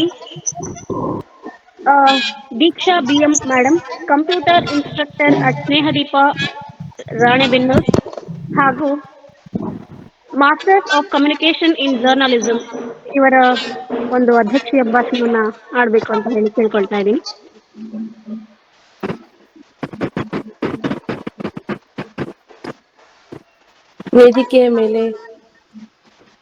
ವೇದಿಕೆಯನ್ನು ಅಲಂಕರಿಸಿರ್ತಕ್ಕಂತಹ ಡಾಕ್ಟರ್ ಶ್ರೀಮತಿ ಶಾಂತಾ ಪಾಟೀಲ್ ಮೇಡಮ್ ಅವರೇ, ಹಾಗೆ ನನ್ನ ನೆಚ್ಚಿನ ಸಹೋದರರಾದ ಅಚ್ಯುತಣ್ಣ ಅವರೇ, ಹಾಗೆ ಎಲ್ಲ ಗುರು ವೃಂದದವರೇ, ಹಾಗೂ ಎಲ್ಲ ನನ್ನ ನೆಚ್ಚಿನ ಮುದ್ದು ವಿದ್ಯಾರ್ಥಿನಿಯರಿಗೆ, ಇದು ನನ್ನ ಸುಯೋಗನೆ ಅಂತ ಹೇಳ್ಬೋದು. ಏಕೆಂದ್ರೆ ಇಂಥ ಒಬ್ಬ ಅಭೂತಪೂರ್ವ ಪ್ರತಿಭೆಯನ್ನ ನೀವು ನಮ್ಮೆಲ್ಲರಿಗೂ ಪರಿಚಯ ಮಾಡಿಸಿದ್ದೀರಿ. ಸೊ ಇವರು ನಮ್ಮ ಮಕ್ಕಳಿಗೆ ನಾವು ಇಂಥ ಮಹನೀಯರನ್ನ ಸ್ಫೂರ್ತಿಯಾಗಿ ತೋರಿಸ್ಬೇಕು ಅನ್ನೋ ನಿಟ್ಟಿನಲ್ಲಿ ಕಾರ್ಯಕ್ರಮ ನಾವು ಮಾಡಿದ್ವಿ. ಆದ್ರೆ ನಮ್ಮ ಮೇಡಮ್ ಅವರು ನಮಗೆ ನೀವು ಸ್ಫೂರ್ತಿ ಅನ್ನುವಂತ ಒಂದು ಮಾತನ್ನ ಹೇಳೋದ್ರ ಮೂಲಕ ನಮಗೆಲ್ಲರಿಗೂ ಸಹ ಸಂತಸವನ್ನ ಉಂಟು ಮಾಡಿದ್ದಾರೆ. ಅವರಿಗೆ ಹೃದಯಪೂರ್ವಕ ಧನ್ಯವಾದಗಳು. ಹಾಗೆ ಎಲ್ಲರಿಗೂ ಸಹ ಅಂತಾರಾಷ್ಟ್ರೀಯ ಮಹಿಳಾ ದಿನಾಚರಣೆಯ ಹಾರ್ದಿಕ ಶುಭಾಶಯಗಳು. ಮಹಿಳಾ ದಿನಾಚರಣೆ ಅಂತ ಬಂದಾಗ ಇವತ್ತು ಒಂದೇ ದಿನ ಅಲ್ಲ ನಾವು ಮಹಿಳಾ ದಿನಾಚರಣೆ, ಇದು ಸ್ಪೆಷಲ್ ಡೇ. ನಮ್ದು ಎವ್ರಿ ಡೇ ನಮ್ದು ವುಮೆನ್ಸ್ ಡೇನೆ. ಓಕೆ, ಯಾರು ಇವತ್ತೊಂದ್ ದಿವಸ ನಾವು ಆಚರಿಸ್ಬೇಕು ಬಿಡ್ಬೇಕಂತ ಇಲ್ಲ. ಪ್ರತಿಯೊಂದು ದಿನ ಪ್ರತಿ ಕ್ಷಣ ಮಹಿಳೆಯರು ಜೀವಿಸ್ತಾರೆ. ಅನೇಕ ರೀತಿಯ ಸವಾಲುಗಳನ್ನ ಎದುರಿಸುವುದರ ಮೂಲಕ ಎಲ್ಲರೂ ಸಹ ಗೆದ್ದು ಮುಂದೆ ಹೋಗ್ತಾ ಇದ್ದಾರೆ. ಸೊ ಆ ನಿಟ್ಟಿನಲ್ಲಿ ಎಲ್ಲಾ ಮಹಿಳೆಯರಿಗೂ ಪ್ರತಿದಿನನೂ ವರ್ಷದ 365 ದಿನನೂ ಸ್ಪೆಷಲ್ ಡೇನೆ ವುಮೆನ್ಸ್ ಡೇ. ಸೊ ಹಿರಿಯರು ಡಾಕ್ಟರ್ ಶ್ರೀಮತಿ ಶಾಂತಾ ಪಾಟೀಲ್ ಮೇಡಮ್ ಅವರು ಮಾತಾಡಿದ್ಮೇಲೆ ನಮ್ದು ಅಂತ ಏನು ಮಾತಾಡೋ ಒಂದು ಇದು ಇರೋದಿಲ್ಲ. ಆದ್ರೆ ಅವರು ಮಂಡಿಸಿದಂತಹ ಪ್ರತಿ ವಿಚಾರಗಳು ಸಹ ತುಂಬಾ ಇಂಪ್ರೆಸಿವ್ ಹಾಗೆ ಇಂಟ್ರೆಸ್ಟಿಂಗ್ ಆಗಿತ್ತು. ಎಂತ ಓದಲಾರದ ವ್ಯಕ್ತಿಗೂ ಸಹ ಇಲ್ಲ ನಾನು ಓದ್ಬೇಕು, ಇಷ್ಟೆಲ್ಲ ಅವಕಾಶಗಳಿದೆಯಾ ನಮಗೆ, ಇಷ್ಟೆಲ್ಲ ನಮ್ಗೆ ಜ್ಞಾನವನ್ನ ನಾವು ಪಡ್ಕೊಳ್ಬೋದಾ ಅನ್ನೋದನ್ನ ಅವರು ಪಾಪ ಸಾದರ ಪಡಿಸಿಕೊಟ್ರು. ಹಾಗಾಗಿ ನಾನು ಅವರಿಗೆ ತುಂಬಾ ಥ್ಯಾಂಕ್ಸ್ ಹೇಳ್ತೇನೆ. ಹಾಗೆ ನಿಮ್ಗೆಲ್ಲರಿಗೂ ನಾನು ಇನ್ನು ಒಂದು ವಿಷಯ ಹೇಳಿ ಮುಗಿಸ್ಬಿಡ್ತೀನಿ, ಯಾಕಂದ್ರೆ ತುಂಬಾ ಲೆಂತಿ ಆಗಿದೆ, ಎಲ್ಲರೂ ಹೇಳಿದ್ದಾರೆ. ಸೊ ಮತ್ತೆ ನಾನು ಅದನ್ನೇ ಹೇಳಕ್ ಸರಿ ಇರಲ್ಲ. ಎಲ್ಲರೂ ಸಹ ತುಂಬಾ ಚೆನ್ನಾಗಿ ಕಾರ್ಯಕ್ರಮವನ್ನ ಆಯೋಜನೆ ಮಾಡಿದಿರಿ. ಇದರಲ್ಲಿ ಎಲ್ಲ ನಮ್ಮ ನಾವು ಒಂದು ಪರಿಶ್ರಮ ಪಟ್ಟು ಇದನ್ನೆಲ್ಲ ಮಾಡ್ಬೇಕಿತ್ತು, ಆದ್ರೆ ನೀವೆಲ್ಲರೂ ಸಹ ಇನಿಷಿಯೇಟಿವ್ ತಗೊಂಡು ಪ್ರತಿಯೊಬ್ಬರೂ ಸಹ ತುಂಬಾ ಚೆನ್ನಾಗಿ ಕಾರ್ಯಕ್ರಮವನ್ನ ನೆರವೇರಿಸಿಕೊಟ್ಟಿದ್ದೀರಾ, ನೆರವೇರಿಸ್ಲಿಕ್ಕೆ ಕಾರಣರಾಗಿದ್ದೀರಿ. ಸೊ ಒಂದೇ ಒಂದು ವಿಚಾರ ಏನಂದ್ರೆ 1936ರಲ್ಲಿ ಸರಳ ತುಕ್ರಾಲ್, ಸೊ ಇವರು 21ನೇ ವಯಸ್ಸಿಗೆ ನಮ್ಮ ಭಾರತದ ಮೊಟ್ಟ ಮೊದಲ ಮಹಿಳೆ. 21ನೇ ವಯಸ್ಸಿನಲ್ಲಿ ಅವರು ಪೈಲಟ್ ಆಗಿ ಕಾರ್ಯವನ್ನ ಸ್ಟಾರ್ಟ್ ಮಾಡ್ತಾರೆ. 21ನೇ ವಯಸ್ಸಿನಲ್ಲಿ 1936ರಲ್ಲಿ ಭಾರತದ ಮೊಟ್ಟ ಮೊದಲ ಮಹಿಳೆಯಾಗಿ ಪೈಲಟ್ ಆಗಿ ಕಾರ್ಯನಿರ್ವಹಿಸಲಿಕ್ಕೆ ಪ್ರಾರಂಭ ಮಾಡ್ತಾರೆ. ಅವರು 3000ಕ್ಕೂ ಹೆಚ್ಚು ಗಂಟೆಗಳ ಕಾಲ ಒಂದು ಪೈಲಟ್ ಆಗಿ ಕಾರ್ಯನಿರ್ವಹಿಸಿದ್ದಾರೆ, ಏರ್ಕ್ರಾಫ್ಟ್ ಆಗಿ ಕಾರ್ಯನಿರ್ವಹಿಸಿದ್ದಾರೆ. ಈ ರೀತಿ ಅನೇಕ ರೀತಿಯ ಪ್ರತಿ ಒಂದು ಕ್ಷೇತ್ರದಲ್ಲೂ ನಮ್ಮ ವಿದ್ಯಾರ್ಥಿಗಳು, ನಾವು ಎಲ್ಲರೂ ಸಹ ನಾವು ಇನ್ನೂ ಕಲಿಕೆ ಹಂತದಲ್ಲಿದ್ದೇವೆ. ಸೊ ಹೇಳಿದ್ರು, ನಾನು ಕೂಡ master of communication and journalism ಅಲ್ಲಿ ಓದ್ತಾ ಇದ್ದೀವಿ. ಸೊ ಓದ್ಲಿಕ್ಕೆ, ಕಲೀಲಿಕ್ಕೆ, ತಿಳ್ಕೊಳ್ಳಿಕ್ಕೆ ವಯಸ್ಸಿಲ್ಲ, ಸಾಧನೆಗೆ ವಯಸ್ಸಿಲ್ಲ. ಸೊ ಲಾಸ್ಟ್ ಇಯರ್ ಒಬ್ರು 70 ವರ್ಷದ ಒಬ್ಬ ಮಹಿಳೆ, ಅವರು ಡಾಕ್ಟರೇಟ್ ಪದವಿಯನ್ನು ಪಡ್ಕೊಂಡಿದ್ದಾರೆ. ಸೊ ಜ್ಞಾನಕ್ಕೆ, ತಿಳ್ಕೊಳ್ಳಿಕ್ಕೆ ಯಾವುದೇ ರೀತಿಯಾಗಿರ್ತಕ್ಕಂಥ ಒಂದು ವಯಸ್ಸಿಲ್ಲ, ಮಿತಿ ಇಲ್ಲ. ಋಗ್ವೇದದಲ್ಲಿ ಒಂದು ಮಾತಿದೆ, ವಯಂ ಸ್ನಾನಪತೆಯೋರಯೇನಾಮ್ ಅಂತ. ಸೊ ನಾವೆಲ್ಲರೂ ಸಂಪತ್ತಿನ ಒಡೆಯರಾಗೋಣ, ಹಣದ ಸಂಪತ್ತಿನ ಒಡೆಯರಲ್ಲ, ಜ್ಞಾನ ಸಂಪತ್ತಿನ ಒಡೆಯರಾಗೋಣ ಎಂದು ಹೇಳುತ್ತಾ ಎಲ್ಲರಿಗೂ ಸಹ ಈ ಕಾರ್ಯಕ್ರಮ ಸ್ಫೂರ್ತಿಯಾಗಲಿ. ಹಾಗೆ ಗೌರವಾನ್ವಿತ ಮೇಡಮ್ ಅವರಿಗೆ ನಾವೆಲ್ಲರೂ ಸಹ ನಮ್ಮ ಒಂದು ರಾಣೆಬೆನ್ನೂರಲ್ಲಿ ನಡೀತಿರ್ತಕ್ಕಂಥ ಒಂದು ಕಾರ್ಯಕ್ರಮಕ್ಕೆ ಗೌರವ ಪೂರ್ವಕವಾಗಿ ಆಹ್ವಾನಿಸೋಣ ಎಂದು ಹೇಳ್ತಾ, ಎಲ್ಲರಿಗೂ ಸಹ ತುಂಬು ಹೃದಯ ಧನ್ಯವಾದಗಳು. ನನಗೆ ಇಷ್ಟು ಮಾತನಾಡಲು ಅವಕಾಶ ಮಾಡಿಕೊಟ್ಟಿದ್ದೀರಿ. ತುಂಬಾ ಥ್ಯಾಂಕ್ಸ್ ಎಲ್ರಿಗೂ. Thank you. ಹಸಿದಾಗ ಕೈತುತ್ತು ನೀಡಿದವಳು, ಪ್ರೀತಿಯ ಧಾರೆ ಎರೆದವಳು, ಎದೆಯಲ್ಲಿ ಧೈರ್ಯವನ್ನ ನೆಟ್ಟವಳು, ಪ್ರಪಂಚವನ್ನ ತೋರಿಸಿದವಳು, ನಿನಗೇಕೆ ಬೇಕು ಪದಕೋಶ, ಸ್ತ್ರೀ ಎಂದರೆ ಅಷ್ಟೇ ಸಾಕೆ ಎಂಬ ಮಾತಿನಂತೆ ಮಹಿಳೆಯರ ಕುರಿತಾಗಿ ಅಚ್ಚುಕಟ್ಟಾಗಿ ಮಾತನಾಡಿರ್ತಕ್ಕಂತಹ ಶ್ರೀಮತಿ ದೀಕ್ಷಾ BM ಮೇಡಮ್ ಇವರಿಗೆ ಧನ್ಯವಾದಗಳು. ಹುಟ್ಟಿದ ಸೂರ್ಯ ಮುಳುಗಲೇಬೇಕು, ಹಾಗೆ ಕಾರ್ಯಕ್ರಮ ಆರಂಭವಾದ ಪೂಜಾ ಒಂದೇ ನಿಮಿಷ, ಸಾರಿ ಫಾರ್ ಡಿಸ್ಟರ್ಬೆನ್ಸ್. ಈ ಮೂಲಕ ಒಂದು ಸಣ್ಣ ವಿನಂತಿ ಏನಂದ್ರೆ, ಮೇಡಮ್ ಅವ್ರಿಗೆ ಈಗಾಗಲೇ ನಮ್ಮ ದೀಕ್ಷಾ ಮೇಡಮ್ ಹೇಳಿದ್ರು, ಮೇದಲ್ಲಿ ನಮ್ಮ ಒಂದು ಸಮಾರೋಪ ಏನು ಕಾರ್ಯಕ್ರಮ ಇದೆ, ನಮ್ದು ಜ್ಞಾನಲಹರಿ ಮತ್ತು ಸ್ನೇಹದೀಪ ವಾರ್ಷಿಕೋತ್ಸವ ರಾಣೆಬೆನ್ನೂರಲ್ಲಿ ಆಯೋಜಿಸ್ತಾ ಇದ್ದೀವಿ. ಇದೊಂದು ಆಫ್ಲೈನ್ ಫಂಕ್ಷನ್, ಅಂದ್ರೆ ಎಲ್ಲರೂ ಸೇರ್ತಕ್ಕಂಥ ಫಂಕ್ಷನ್. ಸೊ ಮೇಡಮ್ ಹೇಳಿದ್ರು ತಮ್ಮನ್ನ ನೋಡ್ಬೇಕಂತ ಆಸೆ ಇದೆ ಅಂತ ಹೇಳಿ. ಸೊ ನಾ ಎಲ್ಲರ ಪರವಾಗಿ ಇನ್ನೊಮ್ಮೆ ಮೇಡಮ್ಗೆ ಈ ಮೂಲಕ ಆಹ್ವಾನವನ್ನ ತಮಗೆ ಕೊಡ್ತಾ ಇದ್ದೀನಿ. ಆಮೇಲೆ ತಮಗೂ ಕೂಡ ಓಕೆ ಮೇಡಮ್, ನಮ್ಮ ವಿದ್ಯಾರ್ಥಿಗಳು ಕೂಡ ತಮಗೆ ಬಂದು ಭೇಟಿಯಾಗಿ ಇದ್ರ ಬಗ್ಗೆ ಇದು ಮಾಡ್ತಾರೆ ಮೇಡಮ್. Thank you madam. ಬರೋದೇನ್ ಬೇಕಾಗಿಲ್ಲ ಸರ್, ನಂಗೆ ಮೆಸೇಜ್ ಹಾಕಿದ್ರೆ ಸಾಕು, ನಾ ಬರ್ತೇನೆ. ನಾನು ರಿಟೈರ್ಡ್ ಆಗಿದ್ದೇನೆ, ಈಗ ಖಾಲಿ ಅದೇನು, ಬರ್ತೇನೆ ಸರ್. ಓಕೆ ಪೂಜಾ, ಮುಂದುವರಿಸಿ. ಕಾರ್ಯಕ್ರಮದ ಕೊನೆಯ ಘಟ್ಟ ವಂದನಾರ್ಪಣೆ. ಹುಟ್ಟಿದ ಸೂರ್ಯ ಮುಳುಗಲೇಬೇಕು, ಹಾಗೆ ಕಾರ್ಯಕ್ರಮ ಆರಂಭವಾದ ನಂತರ ಅಂತ್ಯ ಹಾಡಲೇಬೇಕು. ಹಾಗೆ ಕಾರ್ಯಕ್ರಮದ ವಂದನಾರ್ಪಣಾ ಕಾರ್ಯಕ್ರಮವನ್ನು ನೆರವೇರಿಸಿಕೊಡ್ಬೇಕು ಅಂತ ಹೇಳಿ ಕುಮಾರಿ ಶಾಂತಾ ಹಿರೇಮಠ್ ಇವರಲ್ಲಿ ಕೇಳ್ಕೊಳ್ತಾ ಇದ್ದೀನಿ.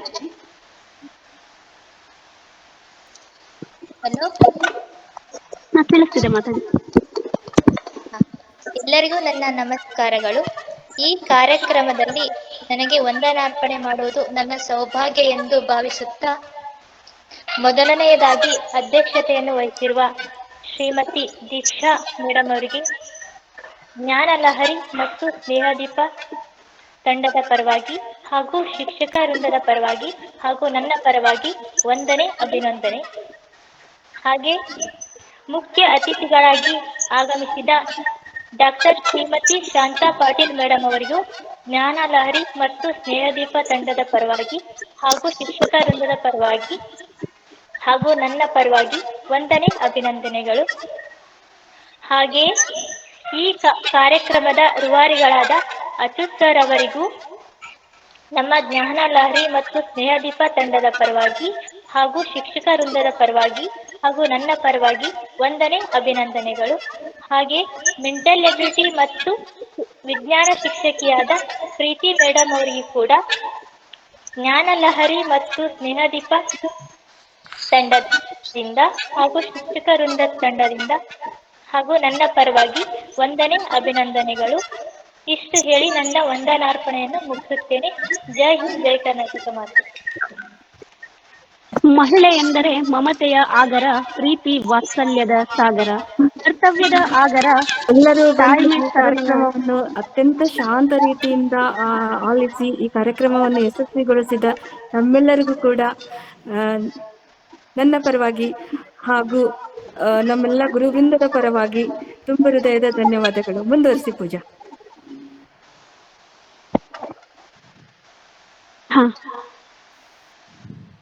ಮಹಿಳೆ ಎಂದರೆ ಮಮತೆಯ ಆಗರ, ಪ್ರೀತಿ ವಾತ್ಸಲ್ಯದ ಸಾಗರ, ಕರ್ತವ್ಯದ ಆಗರ, ತಾಳ್ಮೆ ಕರುಣೆಯ ಸಾಗರ, ಮಮತೆ ಪ್ರೀತಿ ಪ್ರಜ್ಞೆ ಶಿಸ್ತಿನ ಸಿಪಾಯಿ. ಹೀಗೆ ಹಲವಾರು ಕ್ಷೇತ್ರಗಳಲ್ಲಿ ತಮ್ಮನ್ನು ತಾವು ತೊಡಗಿಸಿಕೊಂಡಿರತಕ್ಕಂತಹ ಮಹಿಳೆಯರನ್ನ ಗೌರವಿಸತಕ್ಕಂತಹ ಕೆಲಸ ಕೇವಲ ಒಂದು ದಿವಸಕ್ಕೆ ಮಾತ್ರ ಸೀಮಿತವಾಗದೆ ಇದು ಪರಸ್ಪರ ನಡೆದುಕೊಂಡು ಹೋಗ್ಲಿ, ಗೌರವವನ್ನ ಕೊಟ್ಟು ಗೌರವವನ್ನ ಪಡೆದುಕೊಳ್ಳೋಣ ಅಂತ ಹೇಳ್ತಾ ಮತ್ತೊಮ್ಮೆ ಎಲ್ಲರಿಗೂ ಅಂತಾರಾಷ್ಟ್ರೀಯ ಮಹಿಳಾ ದಿನಾಚರಣೆಯ ಶುಭಾಶಯಗಳನ್ನ ಕೋರ್ತಾ ಕಾರ್ಯಕ್ರಮವನ್ನ ಮುಗಿಸ್ತಾ ಇದ್ದೀವಿ. ಧನ್ಯವಾದಗಳು.